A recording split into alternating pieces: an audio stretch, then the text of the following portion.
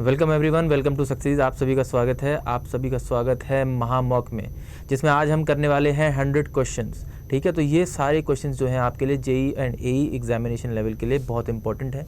तो इसी के साथ शुरू करते हैं महामॉक को बिना टाइम वेस्ट करते हुए। तो सबसे पहला आपके क्वेश्चन जो आपके है आपके स्क्रीन पे है कि पहला क्वेश्चन कहता है the term nominal stress is stress strain curve for mild steel implies average stress, actual stress, yield stress, stress at necking। तो भाई जो नॉमिनल स्ट्रेस है वो हमारा एक्चुअली में क्या है? एवरेज स्ट्रेस है। कौन सा स्ट्रेस है? Average stress. ठीक है, जो कि क्या होता है हमारा P/A। तो इस हिसाब से हमारा आंसर क्या बन जाता है? A is the right option. ठीक है, तो बिल्कुल याद रखेंगे कि भाई स्ट्रेस स्ट्रेन कर्व होता है आपका स्टील का, उसमें जो नॉमिनल स्ट्रेस होता है वो एक्चुअली में क्या होता है? एक एवरेज स्ट्रेस होता है। तो इस बिहाफ में मैं इसको क्या कह सकता हूँ? A is the right answer. Next question पे आ जाते हैं। ठीक है, सेकंड क्वेश्चन की बात करेंगे। इन अ होमोजीनियस आइसोट्रोपिक, ठीक है, in a homogeneous isotropic elastic material the modulus of elasticity E in terms of G and K is equal to, चार ऑप्शन दिए गए हैं, G+3K/9 kg, 3G+K 9 kg, 9 kg by G+3K 9 kg/K+3G। तो आपको अगर मैं बता दूं तो मॉडुलस ऑफ इलास्टिसिटी के टर्म्स में, ठीक है, अगर मैं जो मेरा राइट ऑप्शन बनता है वो 9 kg अपॉन बन जाएगा आपका G+3K। आप GK भी लिख सकते हैं इसको। ठीक, तो इस हिसाब से क्या आंसर बनता है हमारा? Right option C is the right option. बिल्कुल रिलेशनशिप है जो कि आपको डायरेक्टली याद होनी चाहिए, बहुत बार जे लेवल एग्जामिनेशन में देखी जाती है। ठीक है, तो इस हिसाब से सी हमारा राइट ऑप्शन बनता है 9 kg या फिर GK जो भी कहना चाहें अपॉन G+3K। तो बिल्कुल नेक्स्ट क्वेश्चन पे आ जाते हैं। नेक्स्ट क्वेश्चन जो है हमारा क्या कहता है, देखते हैं भाई। तो थर्ड क्वेश्चन की बात कर रहे हैं। The cross section of a member is subjected to a uniform shear stress of intensity Q, then the strain energy stored per unit volume is equal to, यहाँ पे G हमारा क्या है? मॉडुलस ऑफ रिजिडिटी है। तो चार option है हमारे पास, 2Q² upon G, 2G upon Q², Q² by 2G या G/2Q²। तो जो हमारा राइट ऑप्शन है, आपको याद होगा जब सोम में सर ने बात की थी तो वहाँ पे σ² अपॉन 2G बोला था। ठीक है, तो ये बिल्कुल ही यहाँ पे जो इंटेंसिटी है यहाँ पे Q दे दी गई है शियर स्ट्रेस की। ठीक है, तो वहाँ पे τ² अपॉन 2G बोलते हैं एक्चुअली में। ठीक है, तो यहाँ पे क्या हो जाएगा? Q² upon 2G। तो इस हिसाब से हमारा राइट ऑप्शन क्या बनता है? C option is the right answer. ठीक है, तो 53 बिल्कुल सही ऑप्शन, 53 क्वेश्चन का जो हमारा आंसर है वो क्या है? बिल्कुल सी आंसर है। नेक्स्ट क्वेश्चन पे आ जाते हैं। Consider the following statements. आपको कुछ स्टेटमेंट दिए गए हैं, उनको आपको कंसिडर करना है। ठीक है, पहला स्टेटमेंट दिया गया है the strength of steel increases with carbon content. बिल्कुल स्ट्रेंथ ऑफ स्टील जो है कार्बन कंटेंट के साथ बढ़ती है। ठीक है, माइल्ड स्टील से हाई कार्बन स्टील में जाते हैं तो क्या बढ़ाते हैं? बेसिकली कार्बन कंटेंट बढ़ाते हैं। क्यों? बढ़ाने से क्या होता है? स्ट्रेंथ बढ़ जाती है उसकी, लेकिन उसकी ब्रिटलनेस क्या हो जाती है? वो भी इंक्रीज हो जाती है। डक्टिलिटी डिक्रीज होती है, मेलेबिलिटी डिक्रीज होती है। लेकिन यहाँ पे स्ट्रेंथ के टर्म्स में पूछा गया है, तो बिल्कुल पहला बिल्कुल सही स्टेटमेंट है। दूसरे स्टेटमेंट की बात करता हूं, Young's modulus of steel increases with carbon content. ठीक है, तो बिल्कुल नहीं, दूसरा स्टेटमेंट गलत है कि भैया यंग्स मॉडुलस जो है स्टील का वो कार्बन कंटेंट बढ़ने के साथ नहीं बढ़ता। ठीक है, third, Young's modulus of steel remains unchanged with the variation of carbon content. बिल्कुल कि यंग्स मॉडुलस में कोई चेंज नहीं आता, जैसे जैसे हवा क्या करते हैं उसका कार्बन कंटेंट वेरिएट करते हैं। तो 1 और 3 जो राइट ऑप्शन है, इस हिसाब से डी हमारा सही आंसर बन जाता है। 54th की बात करना चाह रहा था मैं। ठीक है, इसके बाद अगर मैं बात करना चाहूँ तो 55th क्वेश्चन की बात करता हूँ। ठीक है, नेक्स्ट क्वेश्चन की बात करते हैं। In the tensile test near the elastic limit zone. ठीक है, टेंसाइल टेस्ट है भैया, इलास्टिक जोन की बात चल रही है। ठीक, उसमें the tensile stress increases at a faster rate, tensile stress decreases at a faster rate, tensile stress increases in linear proportional to the strain, या tensile stress decreases in linear proportional to the strain. ठीक है, तो आप जानते हैं कि elastic limit zone में भाई, ठीक है, टेंसाइल टेस्ट मान लेते हैं हम स्टील का कर रहे हैं, तो भैया ये कह रहा है कि मुझे बता दीजिए कि अगर इलास्टिक जोन तक, तो यहाँ पे था इलास्टिक जोन। ठीक है, तो यहाँ तक तो आप जानते हैं कि जैसे जैसे स्ट्रेस बढ़ता था वैसे वैसे स्ट्रेन बढ़ता था, यानी कि क्या लीनियरली क्या कर रहा है, इंक्रीज कर रहा है। तो इस हिसाब से सी आंसर मेरा क्या बनेगा, सही आंसर बन जाएगा। Tensile stress increases in linear proportional to the strain. ठीक है, तो तीसरा ऑप्शन मेरा क्या है, बिल्कुल सही है। ठीक, तो नेक्स्ट क्वेश्चन पे आ जाते हैं।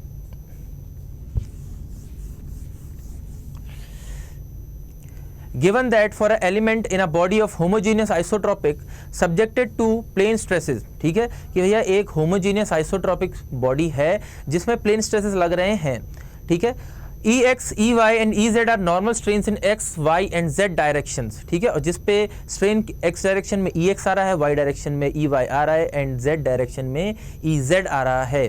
ठीक है, म्यू उसमें क्या है, पॉइजन्स रेशियो है उसका। The magnitude of unit volume change of element is given bye, ठीक है कि भैया उसमें जो हमारा क्या है, मैग्नीट्यूड ऑफ जो चेंज है पर यूनिट वॉल्यूम वो कितना होगा, तो Ex plus Ey plus Ez होगा। 4 ऑप्शन हमें दिए गए हैं, तो इस हिसाब से जो हमारा ऑप्शन बनता है वो A is the right option, Ex plus Ey plus Ez। ठीक है, तो पर यूनिट वॉल्यूम में बात की गई है, तीनों डायरेक्शंस का जो भी स्ट्रेन रहा हमने उनको सबको ऐड करके जो total per unit change volume change आया वो कितना होगा, Ex plus Ey plus Ez होगा। क्लियर रहेगी बात। नेक्स्ट क्वेश्चन पे आ जाता हूं।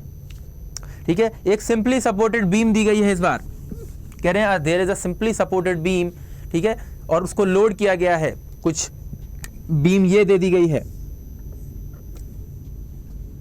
ठीक है, मैं इसको ए पॉइंट मान लेता हूं, तो यहां से जो रिएक्शन आएगा वो आर ए आएगा और यहां से कुछ आर बी आ जाएगा। ठीक है, ऊपर से कुछ डब्लू लगा हुआ है, कुछ 2W लगा हुआ है और एक डब्लू ये लगा हुआ है। लेंथ कुछ एल लगी है, ये कुछ एल लगी है, ये कुछ एल लगी है और ये कुछ एल लगी है। ठीक है, तो भाई मेरे पास ये कुछ लेंथ है।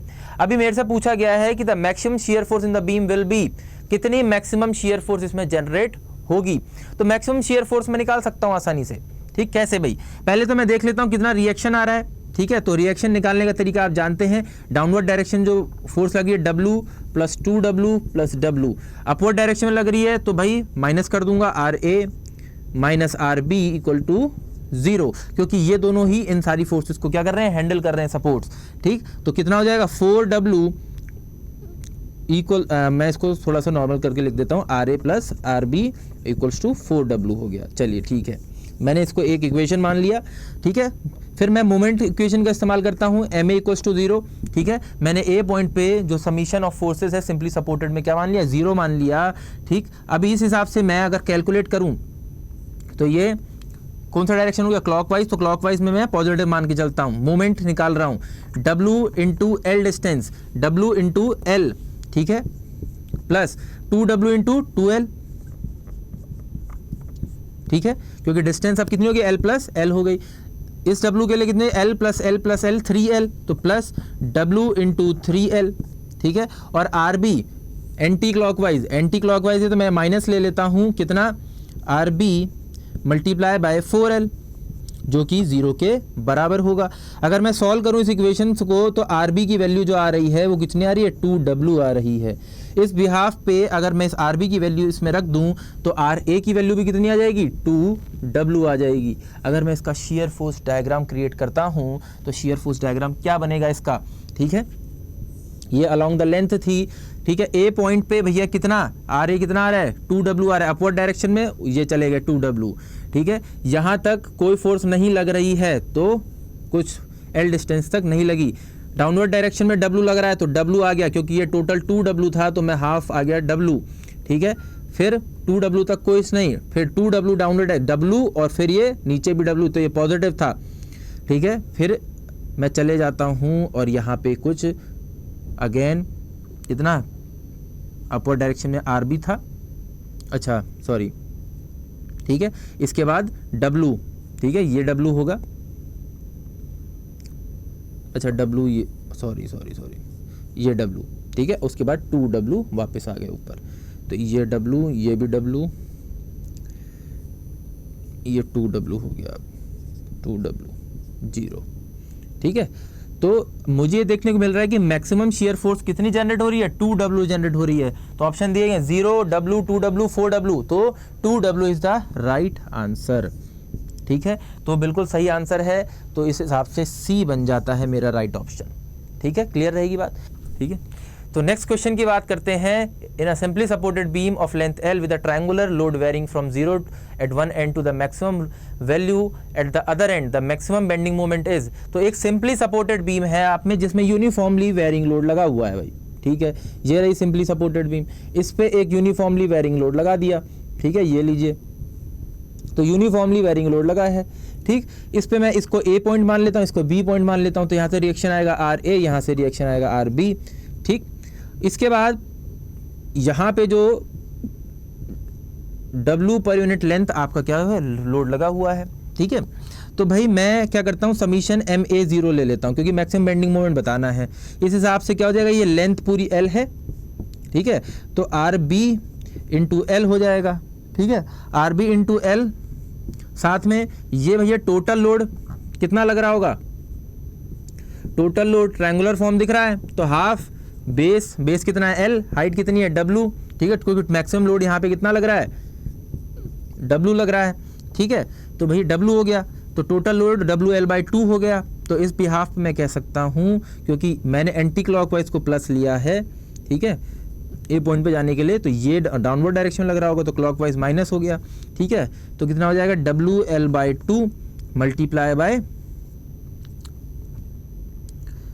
यहाँ पे इससे ले रहे हैं तो ये हो जाएगा कितना, टॉप से ले रहे हैं तो 2L/3, क्योंकि 2H/3 होता है ट्रायंगुलर के अगर आप टॉप से लेते हैं। तो इस बिहाफ पे ये इक्वल टू 0, और यहाँ से RB की जो वैल्यू आएगी वो WL/ कुछ सॉल्व करने पे आ रही है आपकी 3। ठीक है, RB की वैल्यू आ रही है, तो RA की वैल्यू भी सेम आएगी WL/3। ठीक, तो RA और RB की वैल्यू मुझे मिल चुकी है। मुझे क्या बताना है, मैक्सिमम बेंडिंग मोमेंट बताना है। तो मैक्सिमम बेंडिंग मोमेंट बताने के लिए, ठीक है, मैं मान लेता हूँ किसी पॉइंट कोई डिस्टेंस x मान लेता हूँ, ये x डिस्टेंस मान ली मैंने। ठीक है, x डिस्टेंस पे जो लोड लग रहा होगा वो कितना लग रहा होगा। ठीक है, ये देख लेते हैं। ठीक भाई, x डिस्टेंस यहाँ तक कितना, यहाँ पे टोटल W था। ठीक है, यहाँ तक टोटल W था, पूरी L लेंथ के अक्रॉस W/L लग रहा होगा। ठीक है, अगर मैं पर यूनिट लेंथ निकालना चाहूँ तो कितना लग रहा होगा, W/L लग रहा होगा। तो x डिस्टेंस के लिए कितना लग रहा होगा, W/L मल्टीप्लाई बाय x लग रहा होगा। सही बात है। तो यहाँ पे मेरे को कंपोनेंट मिल चुका है, वर्टिकल कंपोनेंट जो है इसका कितना है, WL/x है। तो मैं mx निकाल सकता हूँ, मोमेंट एट x पॉइंट। ठीक है, x डिस्टेंस के लिए। ठीक, तो यहाँ पे कितना हो जाएगा भाई, इस पॉइंट पे निकाल रहा हूँ, तो RA कितना डिस्टेंस पे है, x डिस्टेंस पे। ठीक है, मैंने एंटी क्लॉकवाइज को प्लस ले लिया, माइनस क्लॉकवाइज को माइनस ले लेता हूँ, तो हो जाएगा WL/x। ठीक, मल्टी, और ये ट्रायंगुलर पोर्शन है, तो half WL/x multiply by x। ठीक है, और आपका ये बेस से कितना हो जाएगा, क्योंकि मैं अब यहाँ पे खड़ा हूँ, यहाँ से कितना होगा, x/3, तो इंटू x/3। तो RA की वैल्यू आपके पास है, RA की वैल्यू मैं रख देता हूँ। ठीक है, RA की वैल्यू कितनी है, WL/3 into x minus 1/2 WL/x³/3। ठीक है, तो इस बिहाफ पे mx की वैल्यू मैं निकाल लेता हूँ, यहाँ पे जगह है ना। ठीक है, तो mx की, तो जो mx की आपकी वैल्यू आ जाएगी वो आ जाएगी WL/3 into x minus WX³/6L। ठीक है, mx पे आ गई। आपको मैक्सिमम बेंडिंग मोमेंट चाहिए, कहाँ पे आ रहा है, तो for maximum bending moment, maximum bending moment के लिए भाई dm/dx क्या होना चाहिए, 0 होना चाहिए। तो भाई अगर आप इसका क्या करते हैं, dm/dx का डिफरेंशिएशन करते हैं, तो आपको जो वैल्यू मिलती है वो x की मिलती है, कुछ आपकी आ रही है L/√3। ठीक है, L/√3 वैल्यू आ जाएगी। ठीक है, तो x की वैल्यू मेरे को मिल चुकी है। इस x की वैल्यू मैं रख दूंगा इस इक्वेशन में। अगर मैं x की वैल्यू इस इक्वेशन में रख देता हूं तो मेरे को क्या हो जाएगा, mx। ठीक है, तो आप x की वैल्यू रखेंगे WL/3, x की वैल्यू L/√3 माइनस W, ठीक है, बाय 6L, और x की वैल्यू मैं अगेन रख देता हूँ L/√3। सॉल्व करेंगे तो मुझे मैक्सिमम बेंडिंग मोमेंट मिल रहा है और वो कितना आ रहा है, WL² बाय 9/√3, 9/√3, ठीक है। तो आपका जो आंसर आ रहा है वो कितना आ रहा है, WL² बाय 9/√3, और ये ऑप्शन किस में मैच कर रहा है, ये डी ऑप्शन से मैच करता है, तो D is the right answer. Clear रहेगी बात। चलिए, तो 58th क्वेश्चन का जो आंसर है वो कितना है, डी है। नेक्स्ट क्वेश्चन पे आ जाते हैं, 59th क्वेश्चन पे, ठीक है। नेक्स्ट क्वेश्चन की बात करेंगे।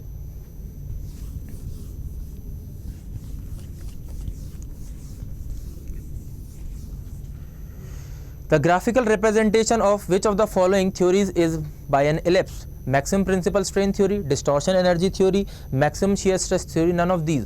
तो general representation of which of the, जो एलिप्स की कौन सी ऐसी थ्योरी है जो ग्राफिकल रिप्रेजेंटेशन करती है, तो B is the right answer कि भैया डिस्टॉर्शन एनर्जी थ्योरी क्या करती है, एक एलिप्स जो ग्राफिकल रिप्रेजेंटेशन है वो करती है, किसका, एक एलिप्स का। क्लियर रखेंगे, तो distortion energy theory is the right answer, so B answer. Next question पे आ जाते हैं, 60th क्वेश्चन की बात करते हैं। The maximum deflection of simply supported beam occurs at 0 bending moment location, 0 shear force location, slope location या shear force location and also 0 bending moment location. तो आप जानते हैं सभी लोग कि भैया ये सिंपली सपोर्टेड बीम, इस पे मैंने एक कंसंट्रेटेड लोड लगा रखा है। अगर मैं इसका क्या बना दूं, SFD बना देता हूं, shear force डायग्राम, तो ये कुछ बन के आएगा, और इसका बेंडिंग मोमेंट डायग्राम अगर बनाया जाए तो ये कुछ बन के आ रहा है। तो देखें मैक्सिमम बेंडिंग मोमेंट कहाँ मिल रहा है, कुछ इस पर्टिकुलर पॉइंट पे मिल रहा है, ठीक है। अगर ऐसा हो रहा है तो आप देख रहे हैं यहाँ पे shear force भी 0 नहीं है, ठीक है, बेंडिंग मोमेंट 0 नहीं है, ठीक है। तो स्लोप लोकेशन पे जहाँ पे क्या हो रहा है, shear force अपना साइन चेंज कर रहा है, तो C is the right answer, slope location पे मुझे मिलेगा, ठीक है। नेक्स्ट क्वेश्चन पे आ जाते हैं, 61, ठीक है। Consider the following statements in the context of aeolian soil, कि भाई एओलिन सॉइल आपको बताया था मैंने, सॉइल इंजीनियरिंग का जो लेक्चर है पहले ही लेक्चर में बात की है, ठीक है, कि the soil has low density low compressibility, क्या ऐसा है। दूसरा स्टेटमेंट कहता है the soil is deposited by wind, क्या ऐसा है, the soil has large permeability. तो मैंने वहां पे आपको बताया था कि एक जो एओलिन सॉइल है ये किससे, विंड से डिपॉजिट होता है, ठीक है, और साथ में इसमें क्या मिलती है, लार्ज परमेबिलिटी मिलती है। अगर ये दो प्रॉपर्टीज मैंने वहां बताई थी, इसकी मतलब कि भैया पहला ऑप्शन गलत है, दूसरा और तीसरा बिल्कुल सही है। तो इस हिसाब से क्या बन जाता है, 2 और 3 होना चाहिए, मतलब B is the right answer, ठीक है। तो 61 क्वेश्चन का जो हमें आंसर मिलता है वो कितना मिलता है, बी ऑप्शन बिल्कुल सही मिलता है। नेक्स्ट क्वेश्चन पे आ जाते हैं, 62, uniformity coefficient of a soil is, ठीक है। तो यूनिफॉर्मिटी कोएफिशिएंट CU हमने वहां पे बात करी थी, ठीक है, जब हमने पार्टिकल साइज डिस्ट्रीब्यूशन की बात करी थी सॉइल के अंदर, वहां पे CU एंड CC की बात करी थी, कोएफिशिएंट ऑफ यूनिफॉर्मिटी की भी बात की थी, ठीक है, तो जिसको हम CU बोल रहे हैं। तो इसकी बात की थी कि CU की वैल्यू should be greater than 1 and equal to 1 या फिर लेस देन 3, ठीक है। किसके लिए, ये किसके लिए थी, ये थी हमारी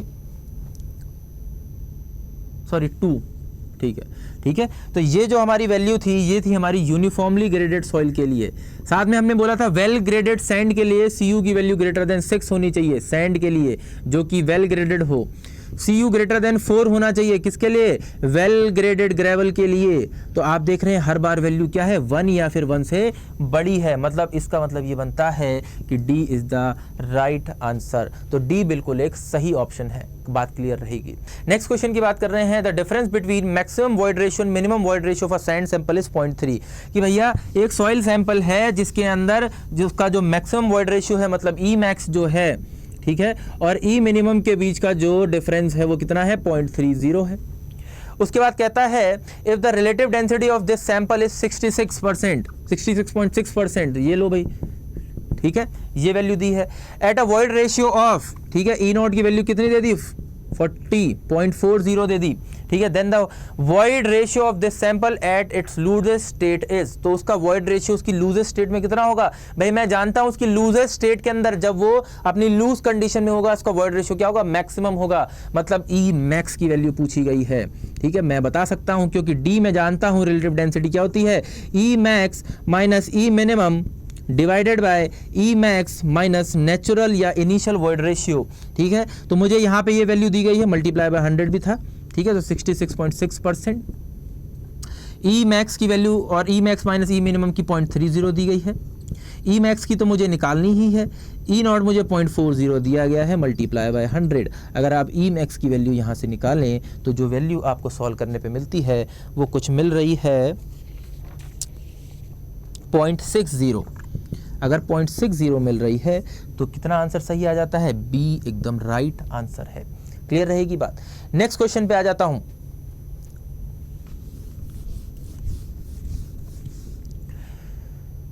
A soil sample has a natural moisture content W, void ratio E and specific gravity of soil solids GS. The bulk unit weight of the soil is gamma is given by, ठीक है। तो bulk unit weight जो है वो किस फॉर्मूले से दिया जाएगा, आपको 4 फॉर्मूले दिए गए हैं। बल्क यूनिट वेट का दिल के फॉर्मूलेज में मैंने आपको आंसर बताया था कि भाई जो दिल के फॉर्मूले हैं उसमें गामा बल्क भी दिया था, जो कि क्या था, G plus S E by gamma W upon 1 plus E. लेकिन मैंने आपको एक फॉर्मूला और भी बताया था, S E equals to W जी।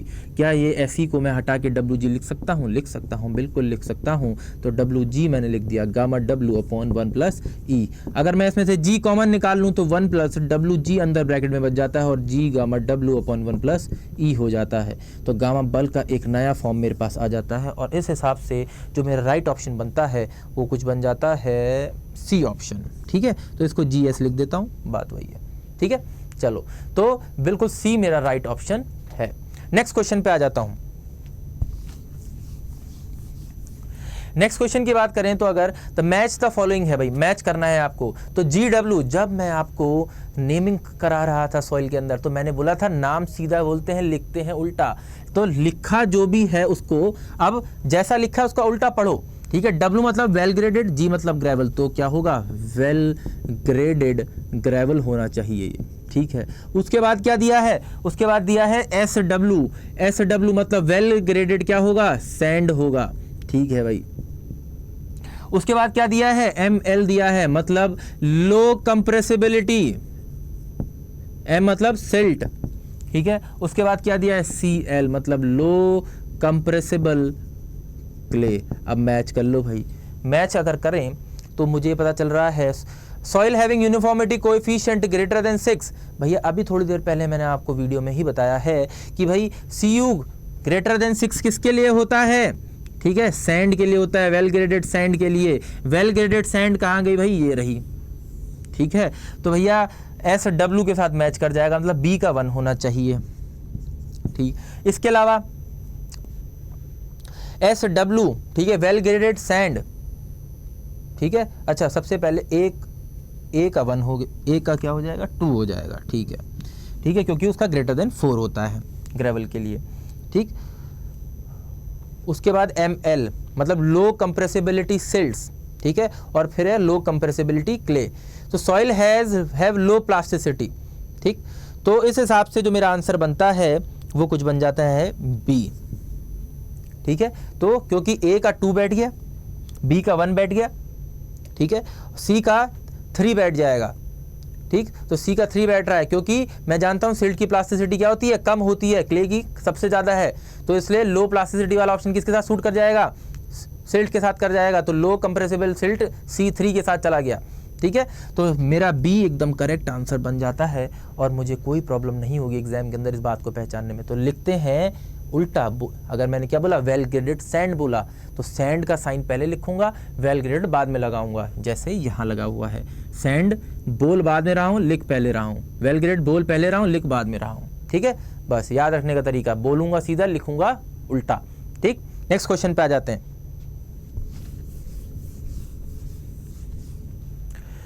इसमें भी मैच द फॉलोइंग है भाई।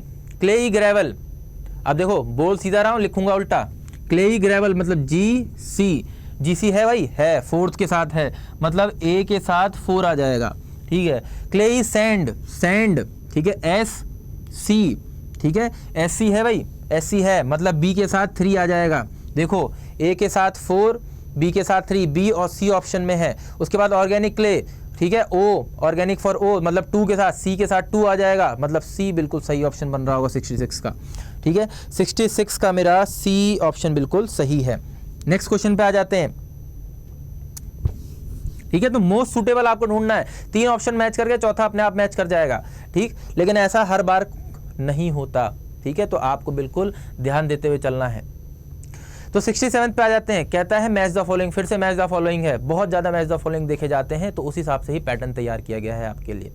ठीक है, तो sheep foot roller, frog hammer है, वाइब्रेटरी रोलर है, ये किस तरह के सॉइल के लिए इस्तेमाल किए जाते हैं? तो शीप फुट रोलर आप जानते हैं किसके लिए इस्तेमाल करते थे? कोहेसिव सॉइल के लिए, क्ले के लिए खासकर इस्तेमाल करते थे। फ्रॉग हैमर साइड्स में, कोनों में इस्तेमाल करते थे जहाँ पे बहुत ज़्यादा जगह नहीं होती थी। और वाइब्रेटरी रोलर कोहेजनलेस सॉइल, सैंड के लिए इस्तेमाल करते थे। तो इस हिसाब से 4 ऑप्शन दिए। तो densify cohesionless soil to relatively larger depths, to compact lumpy cohesive soil fills, to compact lumpy cohesive soil fills, सुनने में आ रहा है, कुछ पहचान में आ रहा है, मतलब हाँ, तो ए के साथ 2 बैठ जाएगा। ठीक है, कोहेसिव सॉइल के लिए भाई। ठीक, frog hammer to compact soils at corners and places where which bigger rollers can not access. ठीक है, तो भाई बी के साथ 3 बैठ जाएगा। ठीक है, और vibratory roller C to compact cohesionless soils at shallow depth. ठीक है, और ऊपर भी cohesionless soil to densify cohesionless soils to relatively larger depth. तो वाइब्रेटरी रोलर्स लार्जर डेप्थ के लिए इस्तेमाल होता है कि भैया आपके कम डेप्थ के लिए इस्तेमाल होता है? तो मैं आपको बता दूं, शैलो डेप्थ के लिए इस्तेमाल होता है। तो सी का 4 हो जाएगा, मतलब D is the right answer. ठीक है, तो 2 3 4 2 3 4। ठीक है, चलो नेक्स्ट बात करता हूं, नेक्स्ट क्वेश्चन की। ठीक है, approximate ratios of permeabilities of 2 clean soils having D10 0.6 mm, D10 मतलब इफेक्टिव साइज दिए गए हैं। एक का D10 जो दिया गया है पहली सॉइल का, DA10 कह देता हूं मैं। ठीक है, DA10 पहले का दिया गया है 0.6 और DB10 जो है वो कितना है 0.3। ठीक है, तो मुझे उनकी परमेबिलिटीज के रेशियो बताने, मतलब KA डिवाइडेड बाय KB बताना है। एलन हेजन का फॉर्मूला तो आपको याद होगा, C DA10 का स्क्वायर अपॉन C DB10 का स्क्वायर। ठीक है, C से C कैंसिल, DA कितना दिया है 0.6 का स्क्वायर कर देता हूँ, 0.3 का स्क्वायर कर देता हूँ, और अगर मैं ऐसा करता हूँ तो जो मेरा आंसर आता है वो कुछ 4 आ जाता है। कोई ऑप्शन मैच कर रहा है? बिल्कुल ए ऑप्शन मैच कर रहा है। ठीक है, चलो तो A is the right answer. 69th question पे आ जाता हूँ। 69th क्वेश्चन में दिया है which of the following expression represents the shear strength, भाई शियर स्ट्रेंथ की बात चल रही है, of the soil at point X. ठीक है, पॉइंट एक्स पॉइंट आपको दिया जा रहा है, देखिए आप ध्यान से देंगे, जहां पे सॉइल लिखा हुआ है एच हाइट के लिए, वहां पे बॉटम मोस्ट पॉइंट पे एक्स दिया गया है। Angle of shear resistance of soil is phi and symbols gamma W gamma sat, इन सब से आप वाकिफ हैं। ठीक है, तो मुझसे क्या पूछ रहा है, मुझसे कहता है कि उसका शियर स्ट्रेंथ मुझे बता दीजिए कितना होगा। ठीक, तो भाई शियर स्ट्रेंथ आप बता सकते हैं, शियर स्ट्रेंथ आप जानते हैं क्या होती है, C plus sigma dash 10 phi. ठीक है, तो अभी यहाँ पे तो मुझे कुछ भी मेंशन नहीं है कि कोहेजनलेस सॉइल है, और आप ऑप्शन में देखें तो कहीं पे भी C का प्रेजेंस नहीं है, इसलिए मैं C हटा देता हूँ एक बार के लिए। ठीक है, अभी तो सिग्मा इफेक्टिव मतलब मेरे को सॉइल के लिए इफेक्टिव स्ट्रेस निकालना पड़ेगा, जो कि टोटल स्ट्रेस माइनस पोर वाटर प्रेशर होता है। एक्स पॉइंट तक अगर मैं टॉप मोस्ट पॉइंट से आऊँ तो टोटल स्ट्रेस क्या होगा? ठीक है, पहले तो H1 हाइट तक पानी है। ठीक है, तो मैं यहाँ पे सिर्फ पानी है तो गामा डब्ल्यू H1, ठीक, टोटल निकाल रहा हूँ, प्लस नीचे सॉइल सैचुरेटेड कंडीशन में होगा, नीचे का सॉइल, तो गामा सैचुरेटेड H1, अच्छा सॉरी H। ठीक है, तो ये तो टोटल स्ट्रेस आ गया, इसमें से क्या माइनस कर दूंगा, पोर वाटर प्रेशर। पोर वाटर प्रेशर तो H1 में भी होगा और H में भी होगा, तो मैं लिख सकता हूँ gamma W H plus H1। तो ये कहाँ पे सिखाया था मैंने? इफेक्टिव स्ट्रेसेस में सिखाया था, जिसने ना देखा वो देख सकता है। ठीक है, तो वहाँ पे हमने डिटेल में इसकी बात की हुई है। ठीक है, अगर मैं इसको सॉल्व करता हूँ तो गामा डब्ल्यू H1, ठीक है, और गामा डब्ल्यू H1 कैंसिल हो जाएगा। ठीक है, ब्रैकेट को खोल दूंगा, चलो मैं खोल के दिखा देता हूँ। Gamma W H1 plus gamma saturated H minus gamma W H minus gamma W H1। ठीक है, तो भाई ये कैंसिल हो, ये कैंसिल, और गामा इसमें H और H कॉमन है, तो gamma saturated minus gamma W into H हो जाएगा। साथ में gamma sat minus gamma W क्या होता है? Gamma submerged. ठीक है, और मैं इसको H लिख सकता हूँ। अब गामा सबमर्ज्ड, ठीक है, तो गामा सबमर्ज्ड को मैं क्वेश्चन के फॉर्म में लिख देता हूँ, गामा सबमर्ज्ड H। इस सिग्मा इफेक्टिव की वैल्यू मैं कहाँ पे रख देता हूँ? इसमें रख देता हूँ, तो हो जाएगा गामा सबमर्ज्ड H10 फाई। ये आ गई मेरी शियर स्ट्रेंथ। अब बताइए कौन सा ऑप्शन सही है? तो बिल्कुल A option is the right answer. ठीक है, बात बिल्कुल क्लियर है हमारी। नेक्स्ट क्वेश्चन पे आ जाते हैं। ठीक है, effective stress on the soil increases void ratio. देखिए सबसे पहली बात हमने क्या बात करी थी जब हमने इफेक्टिव स्ट्रेस की बात की थी कि effective stress is the stress, ठीक है, जो क्या है ग्रेन टू ग्रेन कॉन्टैक्ट की वजह से है। ठीक है, इसलिए इसको ग्रैनुलर स्ट्रेस भी बोला था कि भैया ये जो क्लोजर स्टेट ऑफ कॉन्टैक्ट में आ जाता है, जो फाइनल स्ट्रेस काम कर रहा होता है। ठीक है, तो उससे क्या हो रहा था, वो क्लोजर स्टेट ऑफ कॉन्टैक्ट में आ रहे थे, और अगर सॉइल के particles closer state of contact में आएंगे, इसका मतलब ये है कि उनका वॉइड रेशियो क्या होना चाहिए, डिक्रीज होना चाहिए। तो डिक्रीज वाले दो ऑप्शन मिल जाते हैं, सी और डी। तो वॉइड रेशियो डिक्रीज होगा, अब परमेबिलिटी तो डिक्रीज होगी, क्योंकि परमेबिलिटी क्या, ability of the water to permit the water through it या फ्लूइड थ्रू इट। ठीक है, अगर वो उतना ज़्यादा कॉम्पैक्ट होता चले जाएगा तो क्या परमिशन देगा पानी को अपने से पास होने की, नहीं देगा भाई। तो मतलब दोनों की दोनों चीज़ें क्या होंगी, डिक्रीज होंगी। तो बिल्कुल सी इज़ द राइट ऑप्शन कि वॉइड रेशियो और परमेबिलिटी दोनों ही डिक्रीज करते हैं। क्लियर रहेगी बात। चलिए नेक्स्ट क्वेश्चन पे आ जाते हैं।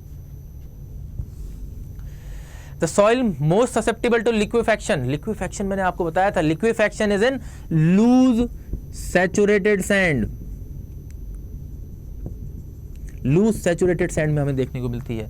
एक्चुअली में होता है क्या, लूज सैचुरेटेड सैंड में जैसे ही सिस्मिक लोडिंग होती है, सिस्मिक लोडिंग हुई, वाइब्रेशंस हुई, ठीक है, तो उसका वॉल्यूम क्या करने लग जाता है, डिक्रीज करने लग जाता है। जैसे ही वॉल्यूम डिक्रीज करता है तो उससे क्या होता है, उसमें पोर वाटर प्रेशर क्या होता है, डेवलप हो जाता है। मतलब एक्सेस पोर वाटर प्रेशर इंक्रीज कर जाता है।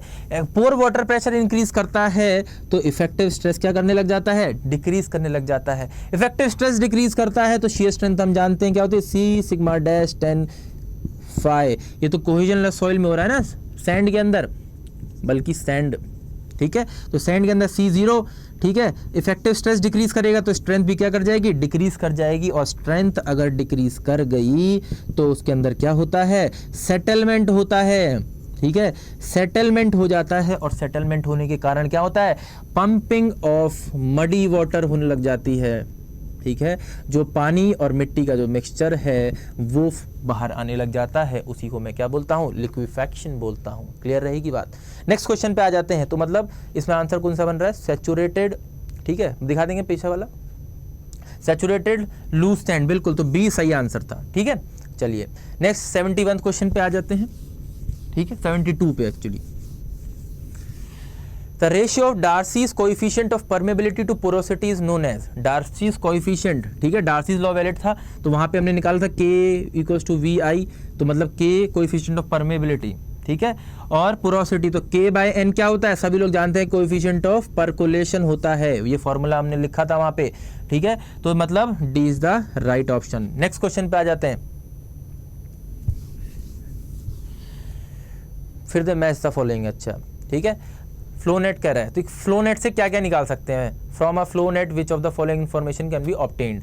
रेट ऑफ फ्लो निकाल सकते हैं, पोर वाटर प्रेशर निकाल सकते हैं, एग्जिट ग्रेडियंट निकाल सकते हैं, परमेबिलिटी निकाल सकते हैं। क्या क्या निकाल सकते हैं, तो रेट ऑफ फ्लो बिल्कुल डिस्चार्ज निकाला जा सकता है, rate of flow, pore water pressure निकाला जा सकता है, एग्जिट ग्रेडियंट IC निकाला जा सकता है, एक्चुअली I एग्जिट, ठीक है, और परमेबिलिटी निकाला जा सकता है क्या, नहीं निकाला जा सकता।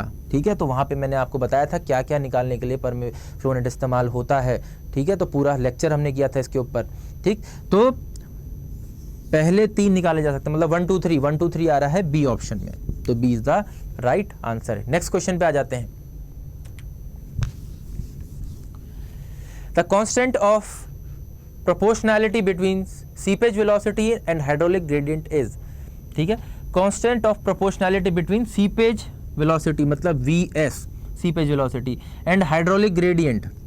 ठीक है, सीपेज वेलोसिटी हम जानते हैं क्या होता है, V/N होता है, ठीक है, और V हम जानते हैं क्या होता है, KI होता है, मतलब डिवाइडेड बाय N लिख सकते हैं, तो VS इक्वल्स टू KN/I हो गया। और K/N अभी हमने देखा था क्या होता है, KP होता है, तो VS इक्वल्स टू KPI लिख सकते हैं। मतलब KP क्या है, कोएफिशिएंट ऑफ परकोलेशन, तो VS और I के बीच का जो रिलेशन है वो किससे बन रहा है, KP से बन रहा है। तो ऑप्शन क्या बनता है, D is the right option, coefficient of percolation. Clear रहेगी बात। नेक्स्ट क्वेश्चन पे आ जाते हैं। Earthen dam the phreatic line is straight line, circular line, parabolic line, zigzag line. तो जहाँ पे जब मैंने आपको क्या बताया था, फ्रेटिक लाइन बताई थी फ्लो नेट के बाद, ठीक है, तो फ्रेटिक लाइन में मैंने बताया था, ठीक है, कि वो कौन से पाथ को फॉलो करती है, बेस पैराबोला का, मतलब बेस पैराबोला का अगर पाथ फॉलो करती है तो सी ऑप्शन बन जाता है पैराबोलिक लाइन। क्लियर रहेगी बात। नेक्स्ट क्वेश्चन पे आ जाते हैं। The upstream slope of an earthen dam under steady seepage condition is equipotential line, phreatic line, flow line, seepage line। ठीक है, तो upstream slope of a earthen dam under steady seepage condition is, बताएंगे, ठीक है, तो under steady seepage condition equipotential line होती है वो, ठीक है, तो under steady seepage condition, ठीक है, तो upstream slope, तो उसको आप एज इट इज़ याद रखेंगे, the upstream slope of an earthen dam under steady seepage condition is equipotential line. ठीक है, नेक्स्ट बात करते हैं क्वेश्चन की। During seepage through an earthen mass the direction of seepage is, direction of seepage क्या होता है, ठीक है, तो ये आपका डैम था, ठीक है, ये इक्विपोटेंशियल लाइंस बन रही थी, ये स्ट्रीम लाइंस बन रही थी, और इन्हीं स्ट्रीम लाइंस को मैं फ्लो लाइंस भी बोल रहा था, ठीक है, और यही मेरा डायरेक्शन ऑफ फ्लो था, ठीक है, parallel to the stream flow. तो पहला कह रहा है कि पैरेलल टू इक्विपोटेंशियल लाइंस, नहीं, इसके तो परपेंडिकुलर है। परपेंडिकुलर टू स्ट्रीम लाइंस, नहीं, इसके तो पैरेलल है। परपेंडिकुलर टू इक्विपोटेंशियल लाइंस, बिल्कुल इक्विपोटेंशियल लाइंस के क्या है, जो फ्लो है वो क्या है, बिल्कुल परपेंडिकुलर है। तो C is the right option. Clear रहेगी बात। नेक्स्ट क्वेश्चन पे आ जाते हैं। 78 कह रहा है seepage force is applied by flowing water to the soil skeleton through frictional drag. ठीक है, तो जो सीपेज फ्लो है फ्लोइंग वाटर में, जो सॉइल के सैंपल के अंदर हो रही है, ठीक है, ये सॉइल का सैंपल है, इसके अंदर जो फ्लो हो रहा है वो किसकी वजह से, फ्रिक्शनल ड्रैग से हो रहा है। बिल्कुल सही बात है, ठीक है। उसके बाद दूसरा कहता है the magnitude of seepage force per unit volume of soil at any point is equal to gamma W I gamma W. अच्छा, ठीक है, where gamma w is the unit weight of water and I is the hydraulic gradient at that point। ठीक है, ठीक है, तो magnitude of seepage force, ठीक है, तो मैंने सीपेज फोर्स आपको बताया था, वहां पे कितना होता है, आई गामा डब्ल्यू होता है। ठीक है, सही बात है। In a soil mass subjected to upward flow of water, quick sand condition develops when the pore pressure is equal to the total stress. ठीक है, कह रहा है कि अपवर्ड फ्लो अगर हो रहा है तो क्विक सैंड कंडीशन, या क्विक एंड कंडीशन लिख गई है, क्विक सैंड कंडीशन है ये। ठीक है, तो quick sand condition develops when pore water pressure is equal to total stress. क्या ऐसा होता है? ठीक है, तो क्विक सैंड कंडीशन में हमने क्या बोला था कि जब क्या होगा, जो submerge weight of the soil होगा, ठीक है, नीचे से जो पोर वाटर प्रेशर लग रहा है, जब वो धीरे धीरे उस सबमर्ज वेट को क्या कर देगा, कैंसिल आउट कर देगा, उसके बराबर हो जाएगा। उसके बाद क्या डेवलप हो जाएगी, आपकी कंडीशन डेवलप हो जाएगी। ठीक है, तो भाई कंडीशन डेवलप हो जाएगी तो उस केस में क्या हो सकता है आपका, तो दूसरा ऑप्शन गलत हो जाएगा, क्योंकि दूसरे ऑप्शन में क्या दिया हुआ है, गामा डब्ल्यू एल आई दिया हुआ है, एल आई दिया हुआ है। ठीक है, तो वो तो आई गामा डब्ल्यू होता है करेक्ट वाला, ये तो कैंसिल हो गया है। तो पहला ऑप्शन सही है, दूसरा गलत है, तीसरा सही है। ठीक है, तो मेरे हिसाब से क्या बन जाएगा, ये 1 और 3 बन जाएगा, और बी ऑप्शन सही हो जाएगा। ठीक है, तो 78 का बी आंसर सही है, क्योंकि उन्होंने गामा डब्ल्यू एल आई दिया है, आई गामा डब्ल्यू नहीं दिया है। ठीक है, चलो नेक्स्ट क्वेश्चन की बात करते हैं। नेक्स्ट क्वेश्चन पे अगर हम आ जाएं तो 79th क्वेश्चन की अगर मैं बात करूं तो ultimate consolidation settlement of a structure resting on the soil, कि अल्टीमेट कंसोलिडेशन एक स्ट्रक्चर में जो कि एक सॉइल पे सेटल हो रहा है, decrease with increase in initial void ratio, decrease in the plastic limit, increase with the increase in initial void ratio, increase with the decrease in porosity of the soil, कैसे उसमें change देखने को मुझे मिलता है। अगर मैं बात करूं, ठीक है, तो मेरे को 4 ऑप्शन दिए हैं और इस ऑप्शन में से मेरा ए ऑप्शन बिल्कुल सही है कि भैया decrease with the increase in initial void ratio, कि जो अल्टीमेट कंसोलिडेशन सेटलमेंट है वो डिक्रीज कर जाएगा अगर आपका इनिशियल वॉइड रेशियो इंक्रीज कर जाए, क्योंकि इनिशियल वॉइड रेशियो इंक्रीज कर जाएगा तो उसके अंदर क्या होगा, एयर होगी, पानी होगी, ठीक है। और आप जानते हैं कंसोलिडेशन कब होता है, जब उसमें से पूरी तरह से एयर क्या निकल चुकी होती है, उसके बाद आप क्या करते हैं, उसके अंदर एक्सेस पोर, जो आपका पोर वाटर प्रेशर है वो एक्सपेल आउट होना शुरू होता है। तो जब आपका इनिशियल वॉइड रेशियो क्या कर जाएगा, बढ़ जाएगा, ठीक है। जब वॉइड रेशियो बढ़ जाएगा तो फिर उसमें कंसोलिडेशन क्या हो जाएगा, रिड्यूस हो जाएगा, इसलिए ए ऑप्शन बिल्कुल सही है। नेक्स्ट क्वेश्चन पे आ जाते हैं। The unit of coefficient of consolidation, तो कोएफिशिएंट ऑफ कंसोलिडेशन मैंने आपको अलग से एक टेबल बनवाई थी, उस टेबल में सारे ही कोएफिशिएंट्स के यूनिट भी लिखवाए थे, ठीक है। तो वहाँ पे जो कोएफिशिएंट ऑफ कंसोलिडेशन की यूनिट लिखवाई थी वो कितनी थी, वो कुछ थी सेंटीमीटर स्क्वायर पर सेकेंड। मैंने बोला था कि आप मीटर स्क्वायर पर सेकेंड भी ले सकते हैं, जो कि मैंने वहाँ लिखवाई है, तो मीटर स्क्वायर की जगह क्या मेंशन किया जा सकता है, सेंटीमीटर स्क्वायर पर सेकेंड। तो इस हिसाब से B is the right answer. Next question पे आ जाते हैं। Rankine theory of earth pressure assumes that the back of the wall is plane and smooth, plane and rough, vertical and smooth, vertical and rough।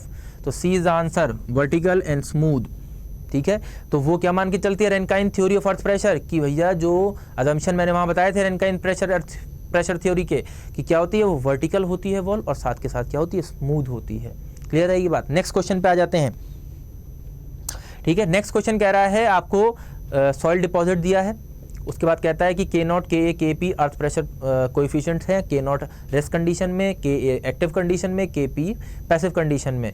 तो 1 minus mu upon mu किसके बराबर होगा, ठीक है। तो मैंने ये बात करी थी वहां पे कि के नॉट क्या होता है, म्यू अपॉन 1 माइनस म्यू के बराबर होता है, मतलब इसका उल्टा किसके बराबर होगा, 1 माइनस के नॉट के बराबर होगा। तो डी ऑप्शन सही बन जाता है, ठीक है। इसे के ए लिखा हुआ है लेकिन एक्चुअली में के नॉट है, ठीक है, डी ऑप्शन में। क्लियर है बात। नेक्स्ट क्वेश्चन पे आ जाते हैं 83।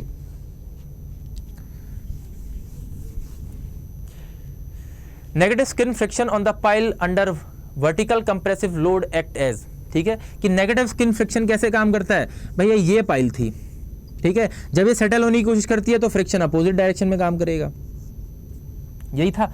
लेकिन जब हमारे पास क्या थी, लूज सैचुरेटेड सैंड थी पाइल के केस में, तो लूज कंडीशन में भैया सराउंडिंग सॉइल ज्यादा सेटल कर रहा था, सराउंडिंग सॉइल ज्यादा सेटल कर रहा था पाइल के कंपैरिजन में, तो ये नीचे कर जाएगा, ठीक है, ज्यादा सेटल करेगा पाइल के कंपैरिजन में, तो जो फ्रिक्शन डेवलप होगा वो नीचे की डायरेक्शन में डेवलप होगा। अगर नीचे के डायरेक्शन में डेवलप होगा तो ये पाइल को और सेटल करा देगा, मतलब उसकी लोड कैरिंग कैपेसिटी को कम कर देगा। तो डाउनवर्ड डायरेक्शन में डेवलप होता है, ठीक है, DOWNWARD, ठीक है, डाउनवर्ड डायरेक्शन में, और साथ के साथ क्या करेगा, उसकी लोड कैरिंग कैपेसिटी को कम कर देगा। तो बी ऑप्शन बन जाता है कि downwards and reduces the load carrying capacity of the pile. Clear रहेगी बात, ठीक है। तो वहां पे मैंने मेंशन भी किया था आपके साथ और बोला भी था एग्जाम में पूछा जाता है, ठीक है। तो 84th क्वेश्चन पे आ जाते हैं। The per capita water demand include domestic water demand only, domestic and commercial demand, domestic commercial and industrial demand, domestic commercial public fire and industrial demand. बिल्कुल सारी डिमांड्स को कवर अप करती है, तो डी ऑप्शन बिल्कुल सही है कि भैया जो आपकी पर कैपिटा वाटर डिमांड है वो डोमेस्टिक को भी कंसिडर करते हुए चलती है, कमर्शियल को भी, पब्लिक वाटर को भी, फायर के लिए भी जो चाहिए और इंडस्ट्रियल डिमांड जो भी चाहिए, ठीक है। तो इन सारी बातों को कवर करके ही हम क्या बनाते हैं, एक पर कैपिटा वाटर डिमांड को कैलकुलेट करते हैं, ठीक है। नेक्स्ट क्वेश्चन पे आ जाते हैं। Which of the following method gives the best estimate of population growth of a community where limited area for future expansion, ठीक है। तो भैया जब आपके पास एरिया क्या हो, लिमिटेड हो, ठीक है, और आपको future growth of the population देखनी है, ठीक है, तो उस केस में जो बेस्ट मेथड आपका रहता है वो लॉजिस्टिक मेथड रहता है। तो इन्वायरमेंटल इंजीनियरिंग में पॉपुलेशन ग्रोथ जहाँ पे जो टॉपिक है उसमें बात की गई है अर्थमेटिक, ज्योमेट्रिक और इंक्रीमेंटल एंड लॉजिस्टिक मेथड की, तो उसमें जो हमारा इस पर्टिकुलर कंडीशन के लिए जो मेथड सूटेबल रहता है वो कौन सा रहता है, लॉजिस्टिक मेथड। तो D is the right answer. Next question पे आ जाते हैं। The distribution mains are design for maximum hourly demand, ठीक है, तो मैक्सिमम अर्ली डिमांड के लिए किया जाता है, अच्छा मैक्सिमम अर्ली डिमांड ओनली लिखा हुआ है लास्ट में, ठीक है, तो वो ON लिखा है, आप उसको ONLY कर लेंगे, तो बिल्कुल डी राइट आंसर होगा, ठीक है। चलिए नेक्स्ट क्वेश्चन पे आ जाते हैं। The formula which is most appropriate for the design of pressure pipes is, ठीक है, तो प्रेशर पाइप्स के लिए जो मेन आपका जो फॉर्मूला रहता है वो डार्सी वेबेक फॉर्मूला रहता है, ठीक है, और ये फॉर्मूला आप सभी लोग जानते होंगे, ये फॉर्मूला क्या है, FLV²/2GD, क्लियर रहेगी बात। तो पाइप्स की डिजाइनिंग के लिए इसका इस्तेमाल किया जाता है। नेक्स्ट क्वेश्चन पे आ जाते हैं, ठीक है, तो ए ऑप्शन सही था हमारा इसके हिसाब से, ठीक। तो the commonly used indicator for measuring iron concentration in water is, ठीक है, तो आयरन कंसंट्रेशन के लिए किसका इस्तेमाल करते हो, एरियोक्रोम ब्लैक टी का, ठीक है, तो ए ऑप्शन सही है। नेक्स्ट क्वेश्चन पे आ जाते हैं। In which of the following test is the organic matter in the waste water used as food by the micro organisms, ठीक है, तो भैया इन्वायरमेंटल इंजीनियरिंग में हमने वेस्ट वाटर इंजीनियरिंग में पढ़ा था कि वेस्ट वाटर में used as food by micro organisms, तो वो क्या था, बायोलॉजिकल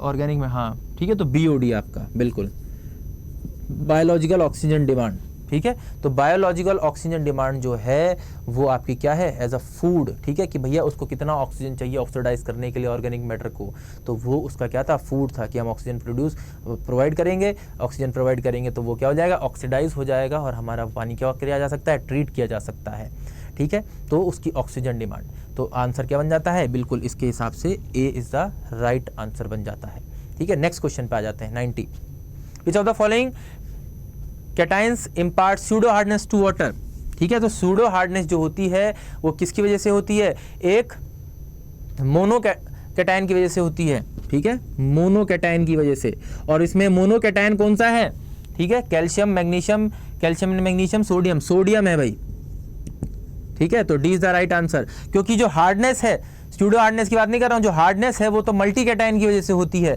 ठीक है, तो hardness is due to multi cation, but pseudo hardness is due to mono cation, clear रहेगी बात। नेक्स्ट क्वेश्चन पे आ जाता हूं, ठीक है, तो डी यहां पे आंसर बिल्कुल सही है। Cleaning of slow sand filter is done by, ठीक है, तो स्लो सैंड फिल्टर में बात की गई थी कि स्लो सैंड फिल्टर की जो क्लीनिंग है आप ऊपर से क्या कर देते हैं, 1.5 से लगभग 3 सेंटीमीटर की जो लेयर है वो हटा देते हैं, स्क्रैच करके हटा देते हैं, ठीक है, उसकी जगह नई लेयर लगा देते हैं, तो मतलब scraping the top layer and removal of sand, तो ए बिल्कुल सही आंसर है। नेक्स्ट क्वेश्चन पे आ जाते हैं।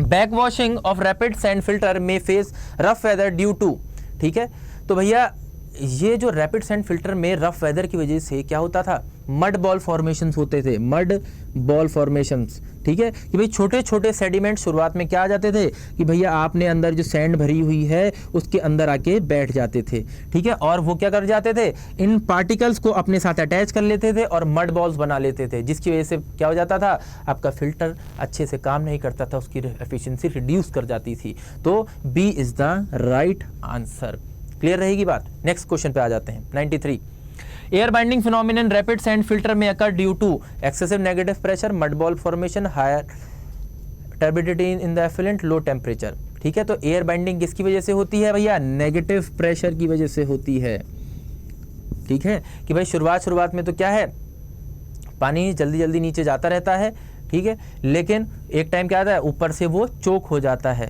और नीचे की जो लेयर है वो किसकी तरह काम करने लगी थी, वैक्यूम की तरह काम करने लगी, जिसकी वजह से क्या होता है, नेगेटिव प्रेशर जनरेट होने लगता है, और उसी को मैं क्या बोलता हूँ, एयर बाइंडिंग बोलता हूँ, तो बिल्कुल एक्सेसिव नेगेटिव प्रेशर की वजह से, तो A is the right answer. Next question पे आ जाते हैं। डबल फिल्ट्रेशन इज यूज्ड, ठीक है। डबल फिल्ट्रेशन क्यों करते हैं? To increase the filtration capacity of slow sand filter. बिल्कुल स्लो सैंड फिल्टर की कैपेसिटी को बढ़ाने के लिए यूज़ करता हूँ, क्योंकि स्लो सैंड फिल्टर क्या है भाई, धीरे धीरे काम करता है। इसीलिए मैंने क्या किया, उसके आगे से एक रैपिड सैंड फिल्टर लगा दिया। ठीक है, रैपिड सैंड फिल्टर जैसे ही मैंने लगाया स्लो सैंड फिल्टर के आगे, तो ये जल्दी जल्दी पानी को साफ करेगा और इसमें भेज देगा, तो आधी गंदगी यहीं रह जाएगी। ठीक है, अब जब कम गंदगी इसमें जाएगी तो ये भी प्रोसेस जल्दी करेगा, इससे मेरी एफिशिएंसी जो क्लीननेस ऑफ वाटर है वो भी बढ़ जाएगी, और मेरे पास जो है वो क्या कहते हैं, क्लीननेस भी ज़्यादा मिलेगी और कम टाइम में मिल जाएगी। इसलिए मैं क्या करता हूँ, डबल फिल्ट्रेशन करता हूँ। मतलब डबल फिल्ट्रेशन में मैं क्या करता हूँ, पहले एक रैपिड सैंड फिल्टर लगाता हूँ, उसके बाद एक स्लो सैंड फिल्टर लगाता हूँ, और अपने पानी की जो क्वालिटी है उसको भी बढ़ा लेता हूँ और कम टाइम में फिल्ट्रेशन कर लेता हूँ। तो to increase the filtration capacity of slow sand filter, बिल्कुल 94 का जो आंसर है वो ए आंसर बन जाता है। ठीक है, 95 पे आ जाते हैं। Next question, the process which involves chlorination beyond break point chlorination is known as. ठीक है, तो उसको सुपर क्लोरिनेशन बोला जाता है। सुपर क्लोरिनेशन कि भैया जितना उसके क्लोरीन ज़रूरत है उसका करीब 1 से 3 mg पर लीटर आपने ब्रेक पॉइंट के आगे मतलब एक्स्ट्रा डाल दिया, ताकि फ्यूचर कंटेमिनेशन से बचा जा सके। ठीक है, फ्यूचर कंटेमिनेशन से बचा जा सके कि भैया अगर आगे भी कुछ गंदगी होती है तो ये जो बचा हुआ क्लोरीन है ये संभाल लेगा। क्लियर है। नेक्स्ट क्वेश्चन पे आ जाते हैं। तो मतलब बी आंसर आपका सही था, सुपर क्लोरिनेशन वाला। ठीक है, 96 पे which of the following chemical compounds can be used as dechlorination of water. ठीक है, तो डाइक्लोरिनेशन के लिए कौन सा कंपाउंड इस्तेमाल होता है? इनमें से carbon dioxide, bleaching powder, sulphur dioxide, chloramines. ठीक है, तो बिल्कुल C is the right option, sulphur dioxide. ठीक है, एक्चुअली SUL है, सल्फर डाइऑक्साइड। ठीक है, SO2। नेक्स्ट क्वेश्चन पे आ जाते हैं। Lime soda process of water softening. ठीक है, लाइम सोडा ऑफ वाटर, तो lime soda process of water क्या करता था, उसमें लाइम रिड्यूस करता था कार्बोनेट हार्डनेस को, और सोडा क्या करता था, नॉन कार्बोनेट हार्डनेस को रिड्यूस करता था। तो इसमें देखते हैं कौन सा आंसर है। भाई पहला कहता है ओनली कार्बोनेट हार्डनेस रिड्यूस, नहीं। ओनली नॉन कार्बोनेट, नहीं। लाइम रिड्यूस नॉन कार्बोनेट, नहीं। ठीक है, तो डी ऑप्शन है, लाइम रिड्यूसेस कार्बोनेट हार्डनेस। बिल्कुल, तो डी बिल्कुल सही आंसर है कि भाई लाइम क्या करता था, कार्बोनेट हार्डनेस को रिड्यूस करता था, और सोडा नॉन कार्बोनेट हार्डनेस को रिड्यूस करता था। तो lime soda process of water में उससे क्या करता था, पानी को सॉफ्ट करता था, साफ करता था। क्लियर रहेगी बात, तो D is the right option. Next question पे आ जाते हैं। 98, iron and manganese can be removed by from waters by boiling, aeration followed by coagulation, chlorination, activated carbon addition। तो बिल्कुल बी आंसर बन जाता है कि भाई मैं पहले उसमें क्या कर दूंगा, एरिएशन कर दूंगा। ठीक है, एरिएशन के बाद मैं उसके अंदर क्या कर दूंगा, कोगुलेशन कर दूंगा। ठीक है, कोगुलेशन करने के बाद उसमें फिल्ट्रेशन कर दूंगा, और फिल्ट्रेशन के बाद उसमें से मैं सेडिमेंटेशन कर दूंगा। ठीक है, तो मैं कह सकता हूं एरिएशन फॉलोड बाय कोगुलेशन, तो B is the right answer. Clear रहेगा। नेक्स्ट क्वेश्चन पे आ जाते हैं। फिर से मैच द फॉलोइंग है। 99, match the following. Large floating matter किससे हटाते थे भाई हम, स्क्रीन से। ठीक है, तो ए का 4 बन जाएगा। ठीक है, उसके बाद सस्पेंडेड इनऑर्गेनिक मैटर किससे हटाते थे, ग्रेट चैम्बर से, प्राइमरी क्लैरिफायर से, ट्रैकिंग फिल्टर से। ठीक है, तो अगर मैं सबको इसमें से मैच कर दूं तो 99 का जो बन जाता है वो सी आंसर बन जाता है। ठीक है, कि भैया मैं क्या करूँगा, लार्ज फ्लोटिंग मैटर स्क्रीन से हटा दूंगा, और सस्पेंडेड इनऑर्गेनिक मैटर जो है वो मैं ग्रेट चैम्बर से हटा दूंगा, और सस्पेंडेड ऑर्गेनिक मैटर जो है वो मैं प्राइमरी क्लैरिफायर से हटा दूंगा, और डिजॉल्व ऑर्गेनिक मैटर जो है वो मैं ट्रिकलिंग फिल्टर से हटा दूंगा। ठीक है, तो ट्रिकलिंग फिल्टर, ये ट्रैकिंग लिखा हुआ है, ट्रिकलिंग फिल्टर कर लेंगे उसको। तो 99 का मेरा सी ऑप्शन बन जाता है। ठीक है, चलो 100 क्वेश्चन पे आ जाते हैं। Which of the predominating coagulation mechanism for raw water having high turbidity and high alkalinity, ionic layer compression, adsorption and charge neutralisation, sweep coagulation. तो बिल्कुल सी ऑप्शन होगा, स्वीप कोगुलेशन, क्योंकि जिस केस में अगर रॉ वाटर के अंदर turbidity बहुत हाई हो, उसकी एल्कलिनिटी बहुत हाई हो, तो उस केस में कोगुलेशन सिर्फ या फिर आयनिक लेयर कंप्रेशन या एड्जॉर्प्शन या चार्ज न्यूट्रलाइजेशन एक तरीका नहीं रह जाता, उस केस में मैं क्या करता हूँ, स्वीप कोगुलेशन करता हूँ, high dose of coagulation provide करता हूँ, जिससे मैं क्या कर सकता हूँ, स्वीपिंग ऑफ कोगुलेशन प्रोसेस कर सकता हूँ। ठीक है, तो sweep coagulation is the right answer, C is the right answer. ठीक है, नेक्स्ट क्वेश्चन पे आ जाते हैं। In a rapid gravity filter working with regard to water quality gets affected due to cracking of filters, mud ball formation, air binding, all of the above। तो rapid gravity filter में या rapid sand gravity filter में आप जानते हैं mud ball formation भी एक क्या होता है, उसका डिफेक्ट होता है। ठीक है, एक क्रैकिंग ऑफ फिल्टर्स भी होता है, एयर बाइंडिंग भी होता है, जो कि नेगेटिव प्रेशर की वजह से था, अभी आपने देखा था। ठीक है, तो उस बिहाफ पे डी राइट आंसर बन जाता है, all of the above. Next question पे आ जाते हैं। At break point chlorination the residual chlorine is 0, minimum, maximum, reappears। तो ब्रेक पॉइंट क्लोरिनेशन के बाद वो क्या कर जाता है, क्लोरीन रीअपियर कर जाता है, रीअपियर। क्यों रीअपियर करता है, ताकि जो फ्यूचर कंटेमिनेशन है वो पानी को उससे बचाया जा सके। ठीक है, क्लियर रहेगी बात, तो D is the right answer. Next question की बात करते हैं। तो disinfection efficiency is reduced at higher pH value of water, unaffected by pH value of water, increased at higher pH value of water, increased at pH values equal to 7। ठीक है, तो भाई मैं Cl2 को जब H2O के साथ मिला देता हूँ तो क्या बन जाता है, HOCl बन जाता है, HOCl प्लस HCl। हाँ ठीक है, तो ये किसमें pH वैल्यू लेस देन 5 पे बनता है। लेकिन अगर pH वैल्यू क्या हो जाए, ग्रेटर देन 7 हो जाए और pH वैल्यू अगर लेस देन 8 है तो भैया ये HOCl किस में डिसोसिएट कर जाता है, OCl नेगेटिव में कर जाता है प्लस H पॉजिटिव में। मतलब क्या हो रहा है कि भैया मैं जानता हूँ कि ये HOCl जो है मेरा क्या है, ज़्यादा डिस्ट्रक्टिव इन नेचर होता है और ये लेस डिस्ट्रक्टिव इन नेचर है। मतलब जैसे ही pH की वैल्यू क्या कर रही है, इंक्रीज़ कर रही है, मेरा क्या हो रही है, डिसइंफेक्शन एफिशिएंसी रिड्यूस हो जा रही है। तो disinfection efficiency is reduced at higher pH value of water, इसीलिए मैं क्या कहूँगा, A is the right answer. Clear रहेगी बात। नेक्स्ट क्वेश्चन पे आ जाता हूँ, 104। ठीक है, the suitable layout for a water supply distribution system for a city of roads of rectangular pattern. तो जहाँ पे रेक्टेंगुलर पैटर्न है वहाँ पे मैं क्या कर सकता हूँ, ग्रिड आयरन सिस्टम इस्तेमाल कर सकता हूँ, ग्रिड आयरन सिस्टम। ठीक है, तो भैया ग्रिड आयरन सिस्टम में क्या है, आपको डेड एंड नहीं मिलेगा। ठीक है, तो उसके लिए मैं सुटेबल रहेगी, इसलिए B is the right answer हो जाएगा। नेक्स्ट क्वेश्चन पे आ जाते हैं। The method which is most widely used for analyzing and designing the pipes of all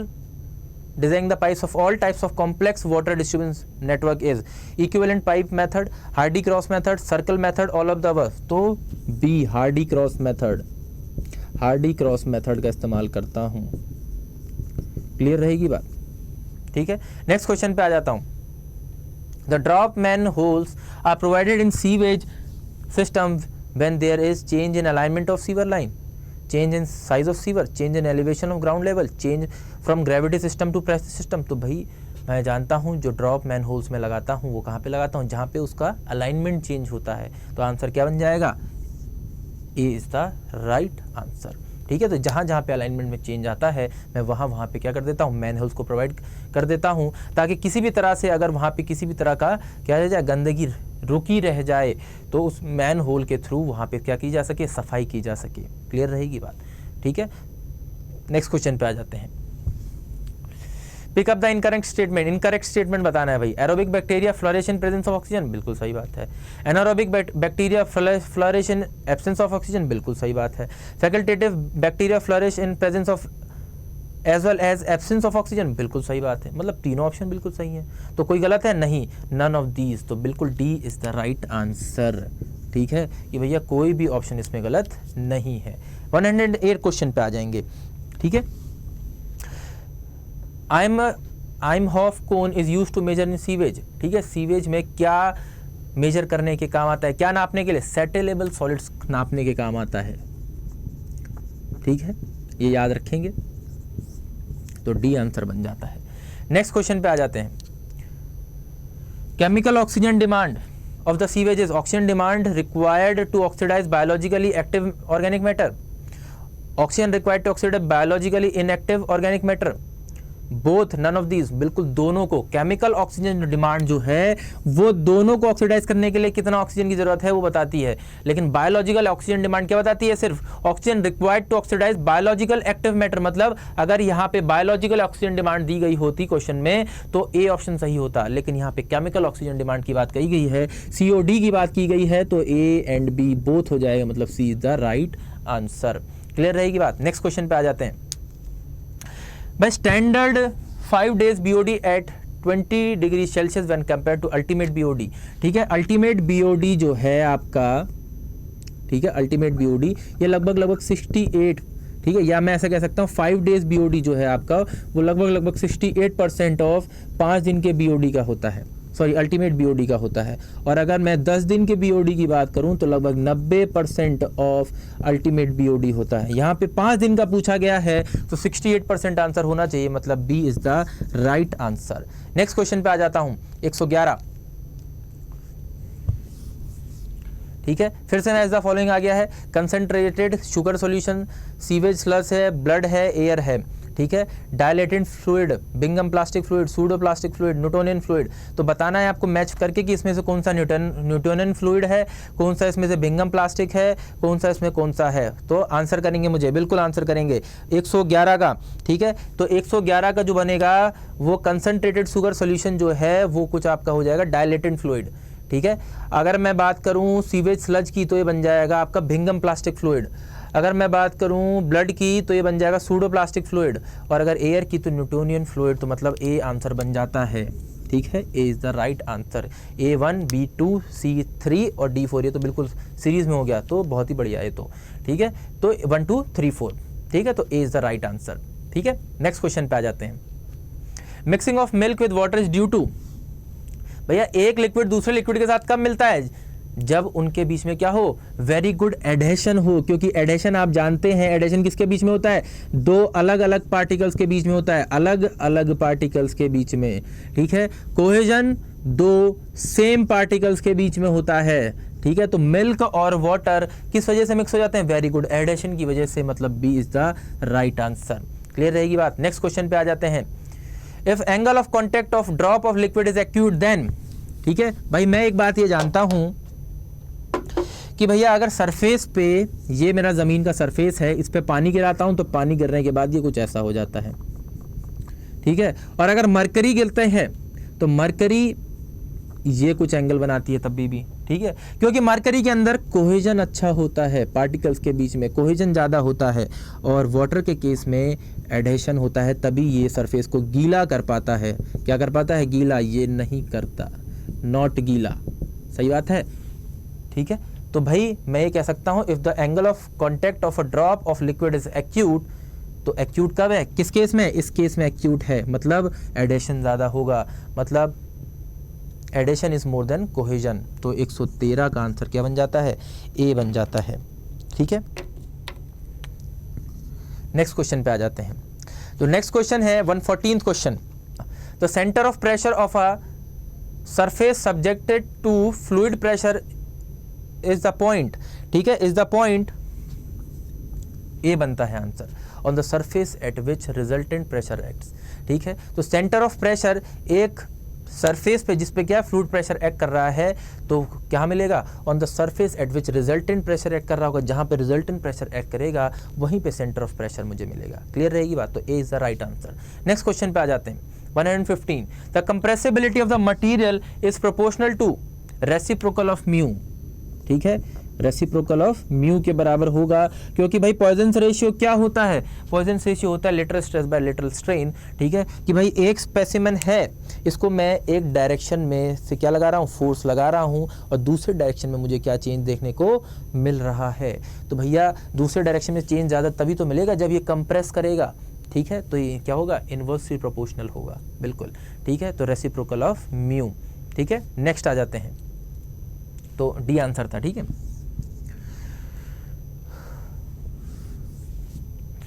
if a Mohr circle is drawn for a fluid element inside a fluid body at a rest, it would be a circle touching the origin, a circle not touching the origin, a point on the shear shear stress axis a point on the normal stress axis। अगर आप मोर circle बनाते हैं किसी fluid element के लिए, ठीक है, और वो फ्लूइड बॉडी किस पे है, रेस्ट पे है, तो उसका मोर सर्कल कैसा बनेगा बता सकते हैं, ठीक है। तो उसका जो मोर सर्कल बनेगा तो बिल्कुल at a point on the normal stress axis, ठीक है। तो एक नॉर्मल, ये नॉर्मल स्ट्रेस एक्सिस पे एक पॉइंट की तरह बनेगा। क्लियर रहेगी बात? चलिए, तो डी आंसर हो जाता है। 117 पे आ जाते हैं। The position of centre of pressure on a plane surface, the position of centre of pressure on a plane surface immersed vertically in a static mass of fluid, immerse vertically immerse किया गया है, ठीक है, एक static fluid के अंदर, एक रुका हुआ पानी है उसके अंदर मैंने इसको इमर्ज कर दिया है। ऑप्शन 4 दिए गए हैं, ठीक है। At a centre of pressure on the plane surface immerse vertically in a static mass of the fluid is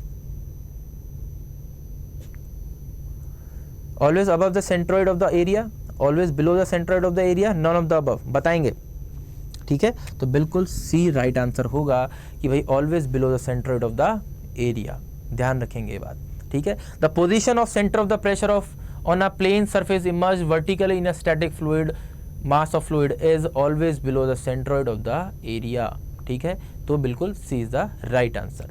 118 पे आ जाते हैं। The horizontal component of force on a curved surface is equal to the, ठीक है। तो horizontal component of force on a curved surface is equal to the, बताएंगे, product of pressure intensity at its centroid and area, force of a vertical projection on the curved surface, weight of the liquid vertically above on the curved surface, force on the horizontal projection of the curved surface, बताएंगे मुझे, ठीक है। 4 option है 118 में से, sorry 118 question का 4 option में से कौन सा ऑप्शन सही होगा? तो 118 का जो राइट ऑप्शन बनता है वो बी ऑप्शन बन जाता है कि भाई force on a vertical projection of a curve surface, ठीक है। क्लियर रहेगी बात? नेक्स्ट क्वेश्चन पे आ जाते हैं। A circular plate of diameter D is submerged in water vertically, ठीक है। एक वर्टिकल आपकी एक सर्कुलर प्लेट है, उसको पानी में डुबो दिया है पूरी तरह से, ठीक है। और so that the top most point is at water surface, top most point water surface पे है भाई, ये लो, और इसका कुछ डी डायमीटर है। तो कहता है कि the centre of pressure on the plate निकालना है, सेंटर ऑफ प्रेशर निकालना है। सेंटर ऑफ प्रेशर मैं एच मान लेता हूँ, किसी डेप्थ पे होगा, ठीक है। तो ये हो जाएगा आपका H P plus I G G by A H C, ठीक है। इसको भी एच सी मान लेता हूँ, चलो, ठीक, एक ही नाम दे दे। तो ये कितना होगा आपका, हो जाएगा ये डी बाई 2, ठीक है। ये हो जाएगा पाई बाय 64 डी की पावर 4 अपॉन एरिया क्या होगा, pi by 4 into D square, और एच सी कितना हो जाएगा, डी बाई 2। सॉल्व करेंगे, कितना आ जाएगा भाई सॉल्व करने पे, ये आ रहा है आपका सॉल्व करने पे 5d बाई 8। तो ऑप्शन मैच कर रहा है कोई भाई? ए ऑप्शन मैच कर रहा है, ठीक है। तो इज़ द राइट आंसर, ठीक है। 120 क्वेश्चन पे आ जाते हैं। 120th क्वेश्चन की अगर मैं बात करूं, ठीक, the vertical distance of a centre of pressure below the centroid of the inclined plain area is, ठीक है। तो इंक्लाइंड प्लेन एरिया का जो आपका सेंट्रोइड है, centre of pressure below the centroid जो होगा वो होगा I C sine square theta divided by A H C, ठीक है। तो इस हिसाब से क्या आंसर बनेगा, बी राइट आंसर बनेगा, ठीक है। नेक्स्ट क्वेश्चन पे आ जाते हैं। The centre of gravity of volume of liquid displace is called, centre of buoyancy भाई, ठीक है। तो सेंटर ऑफ बायंसी बोलते हैं, बी राइट आंसर। 122 पे आ जाते हैं। When a block of ice floating on the water in a container melts, the level of the water in the container rises, first falls and then rises, remains the same, false is, तो बिल्कुल सी रहेगा कि भैया कोई change नहीं आता, remains the same. An imaginary tangent at a point which shows the direction of velocity of liquid particle of that point is, ठीक है। तो एक इमेजिनरी टेंजेंट जो कि आपको एट अ पॉइंट क्या शो करे, direction of velocity of liquid particle at that point show करे, उसको मैं पाथ लाइन बोलता हूँ। क्या बोलता हूँ? Path line. तो पाथ लाइन किसी भी एक इमेजिनरी लाइन है जो कि एक किसी भी लिक्विड पार्टिकल का क्या दिखाती है, पाथ दिखाती है with a particular change of time, ठीक है। तो उसको मैं पाथ लाइन बोलता हूँ। नेक्स्ट क्वेश्चन पे आ जाते हैं, इसका आंसर ए हो जाएगा मतलब, ठीक है। अ 2 डायमेंशनल फ्लो फील्ड, बहुत बढ़िया question, is given by stream function phi, जो कि क्या है X square minus Y square, ठीक है। और क्या था, मैग्नीट्यूड ऑफ एब्सोल्यूट वेलोसिटी बता दीजिए एट पॉइंट 11, ठीक है। तो वी एक्स निकालना चाहता हूँ, वी एक्स क्या था, D phi by D Y, ठीक है, एक्स स्क्वायर है ये, ठीक है, एक्स स्क्वायर है, ठीक है। तो ये हो जाएगा -2y अगर मैं डिफरेंशिएट करता हूँ, और वी वाई क्या होगा, minus D phi by D X, ठीक है। तो ये minus D phi by D X का अगर मैं करूँगा तो ये 2x आ जाएगा। और मेरे को पॉइंट जो दिए गए हैं 1 1 दिए गए हैं, तो मतलब x भी 1 है और y भी 1 है। तो इस हिसाब से वी एक्स जो मेरा आ जाता है वो कितना आ जाता है, -2 आ जाता है, और जो वी वाई आ जाता है वो भी -2 आ जाता है। अगर मैं वेलोसिटी प्रोफाइल v कैलकुलेट करता हूँ तो अंडर रूट वी एक्स का स्क्वायर प्लस वी वाई का स्क्वायर, ठीक है। तो 2 का स्क्वायर प्लस 2 का स्क्वायर अंडर रूट में, तो 2 2 जा 4 प्लस 4 अंडर रूट 2, मतलब ये हो जाएगा 2√2, ठीक है। तो आंसर क्या बन रहा है भाई, डी आंसर बन रहा है, ठीक है। तो 2√2 आंसर मेरा आ जाता है, ठीक। तो कोई दिक्कत की बात नहीं है। नेक्स्ट क्वेश्चन पे आ जाते हैं। नेक्स्ट क्वेश्चन भी बहुत अच्छा क्वेश्चन है। A 2D flow having velocity v, velocity कितनी है v, x plus 2y plus 2i plus 4 minus Y, इसको मैं u मान लेता हूँ, इसको मैं v मान लेता हूँ, टर्म को पूरे को, will be compressible and irrotational पूछ रहा है। इनकम्प्रेसिबल तो मुझे मिल गया है, ठीक है। साथ में मुझे क्या चाहिए, रोटेशनल है या रोटेशनल चाहिए, तो मैं दूसरी इक्वेशन का इस्तेमाल कर लेता हूँ, जो कि हो जाएगा 1/2 du by D Y minus D V by D X, ठीक है। चेक करके देखता हूँ, but D U by D Y से अगर करता हूँ तो ये आ जाएगा 2, ठीक है, minus D V by D X करता हूँ, D V by D X के रिस्पेक्ट में करता हूँ v को, ठीक है। तो ये आ जाएगा 0, ये आ जाएगा 2 डिवाइडेड बाई 2, तो ये आ गया 1, मतलब नॉन ज़ीरो आ गया। इसका मतलब क्या है, ये नॉट रोटेशनल है। तो मेरा आंसर क्या बन जाएगा, 125 का। 125 का जो मेरा आंसर बनता है वो बिल्कुल डी आंसर बनता है, क्योंकि भाई जो मेरे पास क्या आ रहा है कि इनकम्प्रेसिबल भी आ रहा है और नॉट रोटेशनल भी आ रहा है, क्योंकि नॉन ज़ीरो है, अगर ज़ीरो आ जाता तो रोटेशनल होता, ठीक है। तो नॉन ज़ीरो मतलब नॉट रोटेशनल। तो इक्वेशन की मदद से मैं बता सकता हूँ, कोई बड़ा काम नहीं है, डिफरेंशिएशन आना चाहिए बस, ठीक है। नेक्स्ट क्वेश्चन पे आ जाते हैं।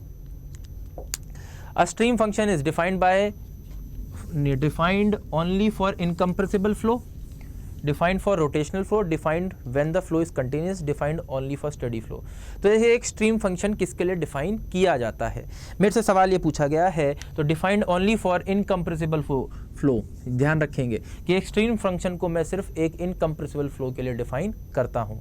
127 क्वेश्चन पे आ जाते हैं। एक 127 क्वेश्चन की बात करते हैं। इन अ फ्लो नेट, ठीक है। तो फ्लो नेट में 4 ऑप्शन दिए गए हैं, आपको बताना है कि फ्लो नेट के अकॉर्डिंग इसमें से 4 क्वेश्चन ऑप्शंस में से कौन सा सही है। The velocity in the stream tube is directly proportional to the mesh size, नहीं, ठीक है। तो वेलोसिटी इन जो आपका जो स्ट्रीम है वो मैश साइज के डायरेक्टली प्रोपोर्शनल नहीं होता, ठीक है। तो पहला ऑप्शन क्या हो जाता है, गलत हो जाता है। दूसरा कह रहा है भाई, दूसरा स्टेटमेंट कहता है the velocity at a boundary surface is always zero, नहीं, ज़रूरी नहीं है। वेलोसिटी बाउंड्री सरफेस पे जीरो नहीं हो, क्योंकि अपस्ट्रीम साइड में अगर मैं बात करूं तो वेलोसिटी यहाँ पे जीरो कैसे हो सकती है, वेलोसिटी जीरो यहाँ पे नहीं हो सकती, ठीक है। तो ये भी गलत हो जाएगा। थर्ड ऑप्शन की बात करते हैं। The pressure difference between any two meshes can be determined by application of Bernoulli's theorem, बिल्कुल बर्नौलीज थ्योरम का इस्तेमाल करके मैं क्या कर सकता हूँ, प्रेशर डिफरेंस निकाल सकता हूँ, ठीक है। तो एक ऑप्शन अगर थर्ड सही मिल जाता है तो डी, तो फोर्थ ऑप्शन अपने आप गलत होगा, मतलब C is the right answer, ठीक है। नेक्स्ट क्वेश्चन पे आ जाते हैं। If the velocity bulk modulus elasticity, नहीं, the bulk modulus of elasticity, okay, and the mass density of a fluid are denoted by u, k and rho respectively, then the Mach number is given by, ठीक है। तो Mach number किससे दिया जाएगा, ठीक। तो A option दिया है, बी दिया है, सी दिया है, डी दिया है। इसमें से अगर मैं बात करूं तो आपका जो Mach नंबर है वो बी ऑप्शन बिल्कुल सही है कि भैया u under root rho by K under root K से डिनोट होगा, ठीक है। चलो, तो u under root rho by under root K, ठीक है। के यहाँ पे आपका क्या था, आपका बल्क मॉडुलस था, और u आपकी वेलोसिटी थी, ठीक है। चलिए नेक्स्ट क्वेश्चन पे आ जाते हैं। 129 फिर से मैच द फॉलोइंग दे दिया गया है, और मैच द फॉलोइंग में rise of gas bubbles in a liquid, तो अलग अलग नंबर्स की बात की गई थी फ्लूइड मैकेनिक्स में, Weber's number, Reynolds number, Mach number. तो आप जानते हैं कि भैया मैक नंबर तो जहाँ पे भी सुनो सीधे सीधे जेट्स, सुपरसोनिक जेट्स वगैरह याद आ जाने चाहिए, मतलब सी का 4 होना चाहिए सबसे पहली बात तो, ठीक है। ये कुछ नंबरिंग गलत हो गई, आप ये ऊपर नंबरिंग जो कैपिटल ABC लिखा, D लिखा है ना, 1 2 3 4 कर लो, ठीक है, इसके नीचे हम मेंशन कर लेंगे, ठीक है। तो ए ऑप्शन सही है, बी सही है, सी सही है, डी सही है, ठीक। तो CEDA कौन सा सही होगा, ठीक है। तो मैं rise of bubble in liquid, rise of gas bubbles in liquid की बात कर रहा हूँ। तो 129 की अगर मैं बात करूँ तो हमारा वेबर्स नंबर हो जाएगा ये E, लेकिन E मेरे पास C में भी है, ठीक है, अभी मेरा यही चल रहा है। इसके बाद कह रहा है कि भैया flow of gas in a pipe, ठीक है, तो ये हो जाएगा रेनॉल्ड्स नंबर के लिए, तो D यहाँ पे है, ठीक है, और वहाँ पे B हो जाता है तो अपने आप ही D ऑप्शन बन जाता है, तो BC, ठीक है। तो आपका ये बन जाएगा, बिल्कुल सही आंसर है, तो D is the right answer, ठीक है। चलो, तो 2 ऑप्शन अपना मैच कर गए, जहाँ पे आपको जो कॉम्बिनेशन है वो सही बैठना शुरू हो जाए वहीं पे अपना टिक मार के आगे बढ़ते हैं, ठीक है। तो कभी कभी टाइम बचाने के लिए हम इस तरह का मेथड भी इस्तेमाल करते हैं। नेक्स्ट क्वेश्चन के बाद जाते हैं। नेक्स्ट क्वेश्चन की अगर मैं बात करूं, 30 मीटर मेट्रिक चेन, भाई बड़े देर से सर्वेइंग का सवाल नहीं आया था, तो बहुत बढ़िया, ठीक है। अब 30 metre metric chain is found to be 0.1 metre too short throughout the measurement, कि एक 30 मीटर की चेन ली और उससे मेजरमेंट करा, बाद में पता चला कि वो 0.1 मीटर तो क्या थी, छोटी थी एक्चुअली में। If the distance measured is recorded as 300 metre, ठीक है, तो जो डिस्टेंस आप इससे मेजर करके आओगे वो भी गलत होगी, क्योंकि भैया चेन जब 30 एक्चुअली में कितनी थी, ठीक है, तो चेन की जो लेंथ कैपिटल L है, जो ट्रू लेंथ कैपिटल L है, वो कितनी थी, 30 माइनस 0.1 मतलब 29.9 मीटर, सही बात है, ठीक है। तो ये इनकरेक्ट लेंथ हो गई L'। इससे जो आपने लेंथ मेजर करी वो कितनी कर ली, 300 मीटर कर ली, ठीक है। आपसे क्या पूछा गया, actual distance measured, actual distance बतानी है आपको, ठीक है, तो एक्चुअल डिस्टेंस L बतानी है, ठीक है, और एक्चुअल लेंथ कितनी थी, 3 मीटर होनी चाहिए थी, ठीक है। तो भाई मैंने बताया था right into right equals to wrong into wrong, सही बात है। तो इस बिहाफ पे अगर मैं बात करूं तो ये कुछ बैठ जाएगा आपका, आपको बतानी है L की वैल्यू, तो ये हो जाएगी L' into L' upon L, ठीक है। तो ये हो जाएगी 29.9 मल्टीप्लाई बाय 300 अपॉन 30, सॉल्व करेंगे तो ये आपका आ रहा है 299 मीटर। तो ऑप्शन कोई मैच कर रहा है, बिल्कुल सी ऑप्शन मैच कर रहा है, ठीक है। तो C is the right answer. Next question पे आ जाते हैं। A survey measured the distance between 2 points on the plane with a scale of 1 centimeter to 40 meter and the result was 468 meter, ठीक है। तो एक सर्वेयर है जिसने डिस्टेंस मेजर करी 2 पॉइंट्स के बीच में, और स्केल जो लिया वो 1 सेंटीमीटर से 40 मीटर का आपने उसने ले लिया, और रिजल्ट कितना था, 468 मीटर था। Later he discovered that he used a scale of 1 centimetre is to 20 metre, लेकिन बाद में उसे पता चला कि उसने तो जो इस्तेमाल किया था वो 1:40 ना होके 1:20 था, ठीक है, जो स्केल था। What is the true distance between the 2 points, तो ट्रू डिस्टेंस पूछ रहा है भाई, ठीक है। तो भाई मैं ये जानता हूँ कि डिस्टेंस मेजर बिटवीन 2 पॉइंट्स, ठीक है, वो उसने जो मेजर करी वो 1 सेंटीमीटर इज टू 20 मीटर से करी, सही बात है। तो भाई एक बात मैं ये निकाल सकता हूँ कि जो इसने जो मेजर करी वो जो आंसर आया वो 1:20 सेंटीमीटर से आया होगा, सही बात है। तो एक्चुअली में कितना हुआ, 1:20 मल्टीप्लाई बाय 468 अगर मैं कर लूँ, ठीक है, तो मुझे क्या मिल जाएगा, वो डिस्टेंस, वो स्केल मिल जाएगा जो पेपर पे होगा, ठीक है। वो कितना आ रहा है, सॉल्व करने पे वो आ जाएगा आपका 23.4 सेंटीमीटर, ठीक है। तो 23.4 सेंटीमीटर आ गया। अभी मेरे को लेकिन किसके हिसाब से बताना है, ठीक है, जो ट्रू डिस्टेंस है वो ट्रू डिस्टेंस मुझे 1 सेंटीमीटर टू 40 सेंटीमीटर के हिसाब से बतानी है। तो मैं उसके हिसाब से क्या कर सकता हूँ, ठीक है, ट्रू डिस्टेंस बताने के लिए मैं जानता हूँ 23.4 सेंटीमीटर चला, लेकिन यहाँ पे 1 सेंटीमीटर तो किसके बराबर है, एक्चुअली में 40 सेंटीमीटर के बराबर, सॉरी 40 मीटर के बराबर है। तो 23.4 सेंटीमीटर कितने के बराबर होगा, मल्टीप्लाई बाय 40 करता हूँ तो मेरा आ जाएगा 936 मीटर। तो ए राइट ऑप्शन बन जाता है। ठीक है, क्यों, क्योंकि भैया सर्वेयर जो था उसने एक्चुअली में 1 से 20 का काम किया, ठीक है, और करना 1:40 का चाहता था, तो मैंने 1:20 के हिसाब से कैलकुलेट कर लिया, क्योंकि ग्राउंड पे उसकी जो डिस्टेंस आई वो 468 आई, तो पेपर पे कितनी आ गई 23.4 सेंटीमीटर। अब जब पेपर पे 23.4 सेंटीमीटर है तो एक्चुअली में कितनी होगी, मल्टीप्लाई बाय 40 कर लेता हूँ, क्योंकि 1 सेंटीमीटर तो 40 के बराबर है, तो 23.4 सेंटीमीटर एक्चुअली में कितने के बराबर होगा, 936 के बराबर होगा। तो ए ऑप्शन बन जाता है सही। ठीक है, 132 पे आ जाते हैं। Next question, the required slope correction for a length of 60 metre long a gradient of 1/20। ठीक है भाई, 1/20 चेंज, तो भाई मैं मान लेता हूँ ये ग्रेडियंट होगा, कहीं ये स्लोप था, कुछ थीटा एंगल होगा। ठीक है, तो जब तुम 20 मीटर चलते हो तो 1 मीटर का चेंज आता है, ऐसा मान के चल रहा हूँ, 1/20 दिया है तो। ठीक, तो भाई जब तुम यहाँ पे 60 मीटर चले हो तो कितने मीटर का चेंज आया होगा, जब 20 में 1 का आता है तो 60 में 3 मीटर का आया होगा। सही बात है, तो भाई मैं इसका हाइपोटेन्यूज निकाल लेता हूँ एक्चुअली में, तो कितना आया होगा, तो हाइपोटेन्यूज क्या होगा, √60 का स्क्वायर प्लस 3 का स्क्वायर। सॉल्व करो, ठीक है, तो सॉल्व करने पे आ रहा है 60 पॉइंट कुछ आ रहा होगा, ये आ रहा है 60.075 metre.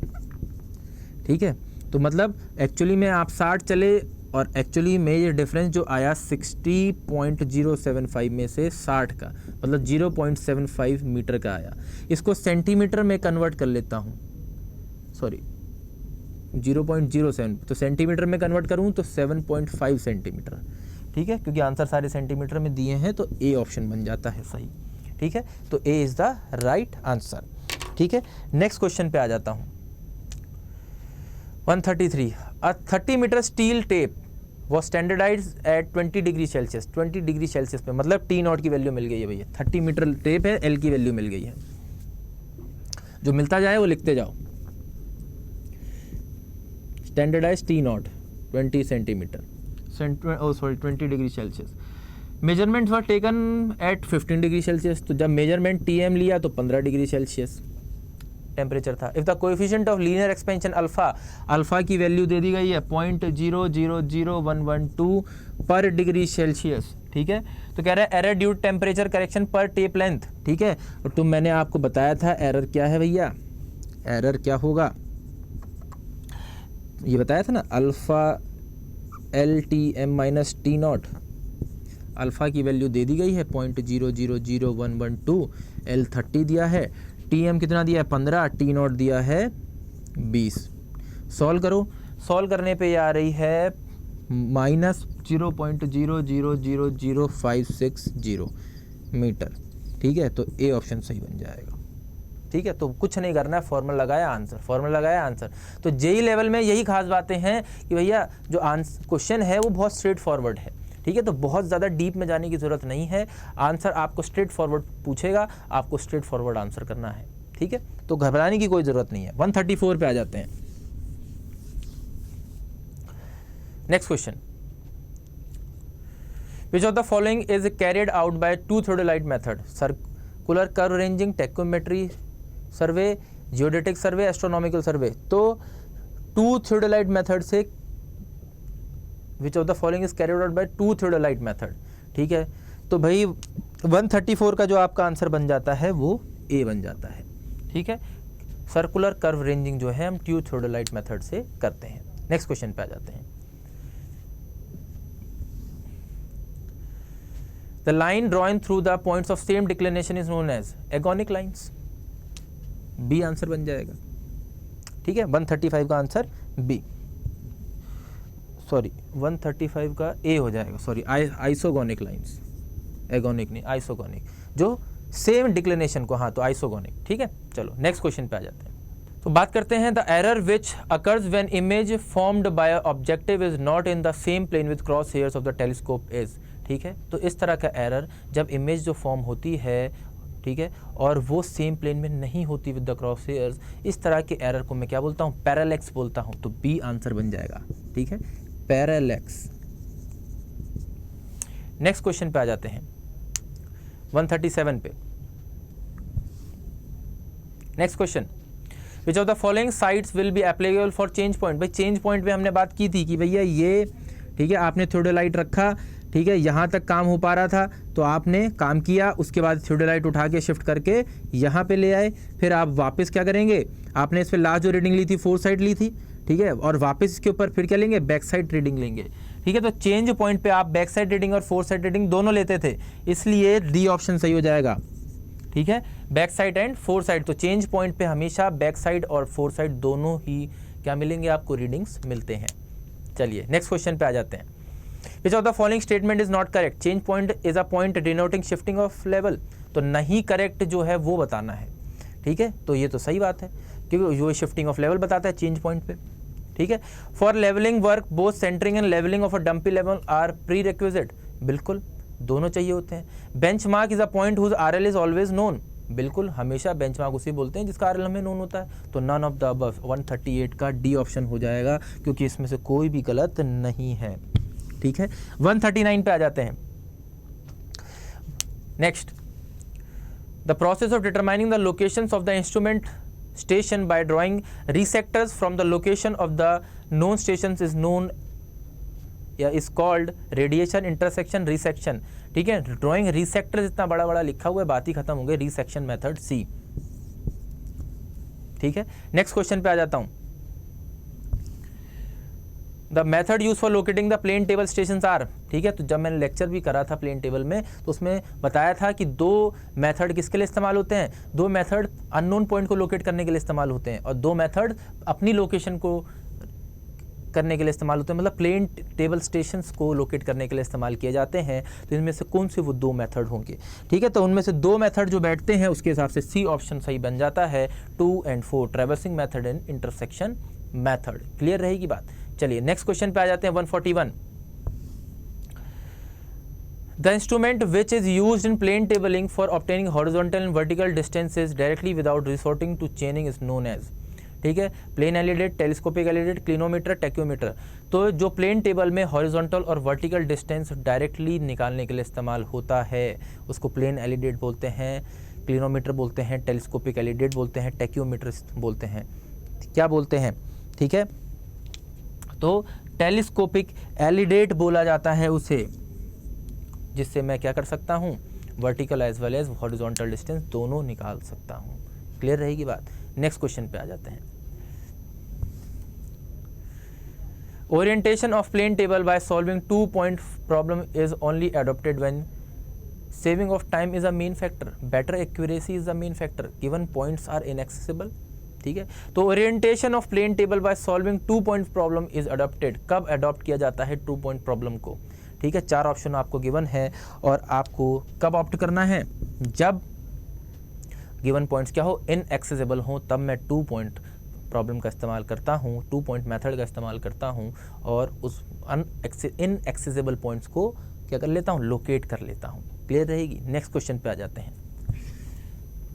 For locating an inaccessible point with the help of only a plane table one should use, ठीक है, कि एक इनएक्सेसिबल पॉइंट को अगर मुझे लोकेट करना है with the help of plane table, ठीक है, तो हमें कौन से मेथड का इस्तेमाल करना चाहिए, ट्रैवर्सिंग, रिसेक्शन, रेडिएशन, इंटरसेक्शन, ठीक है। तो भाई बताएंगे मुझे किससे आप क्या कर सकते हैं, उस अपने इनएक्सेसिबल पॉइंट को लोकेट कर सकते हैं, ठीक है। तो D is the right option, जिसकी मदद से आप क्या कर सकते हैं, लोकेट कर सकते हैं, इंटरसेक्शन मेथड। इंटरसेक्शन मेथड में मैंने क्या बताया था कि एक पहले यहाँ पे रख के पॉइंट को लोकेट कर लीजिए, फिर दूसरे स्टेशन पे रख के उसी पॉइंट को इंटरसेक्ट कर लीजिए, आप इनएक्सेसिबल पॉइंट को क्या कर जाएंगे, लोकेट कर जाएंगे टेबल के ऊपर, ठीक है। तो आपको इंटरसेक्शन मेथड का इस्तेमाल बहुत अच्छा रहता है। चलिए नेक्स्ट क्वेश्चन पे आ जाता हूँ 144। 3 point problem can be solve by tracing paper method, vessels method, lemons method, all of these. किससे आप इसको कर सकते हैं, तो बिल्कुल डी ऑप्शन है कि मैं इन सारे ही मेथड से 3 पॉइंट प्रॉब्लम को सॉल्व कर सकता हूँ, चाहे वो ट्रेसिंग पेपर मेथड हो, चाहे बेसल्स मेथड हो, चाहे लेमन्स मेथड हो। ठीक है, नेक्स्ट क्वेश्चन पे आ जाता हूँ। On sag or valley curves, the available side distance is determined based on design speed, height of obstacle, height of driver eye. height of driver eye की मदद से मैं क्या करता हूँ, जो सैग या फिर वैली कर्व हैं उनमें साइड डिस्टेंस को डिटरमाइन करता हूँ, हाइट ऑफ ड्राइवर्स आई। ठीक है, नेक्स्ट क्वेश्चन पे आ जाता हूँ। The reaction time for calculation of stopping distance में बी अज्यूम्ड एज। ठीक है, तो स्टॉपिंग साइड डिस्टेंस के लिए हम रिएक्शन टाइम का जो अजम्पशन लेते हैं वो कुछ 2.5 सेकंड का लेते हैं, तो कितना हो जाएगा, बी ऑप्शन। नेक्स्ट क्वेश्चन पे आ जाता हूँ। Parabolic camber is preferred for slow vehicle में moving vehicle, steel tyred vehicle, fast moving vehicle या ऑल ऑफ द अबव। ठीक है, तो फास्ट मूविंग व्हीकल के लिए इस्तेमाल करता हूं भाई।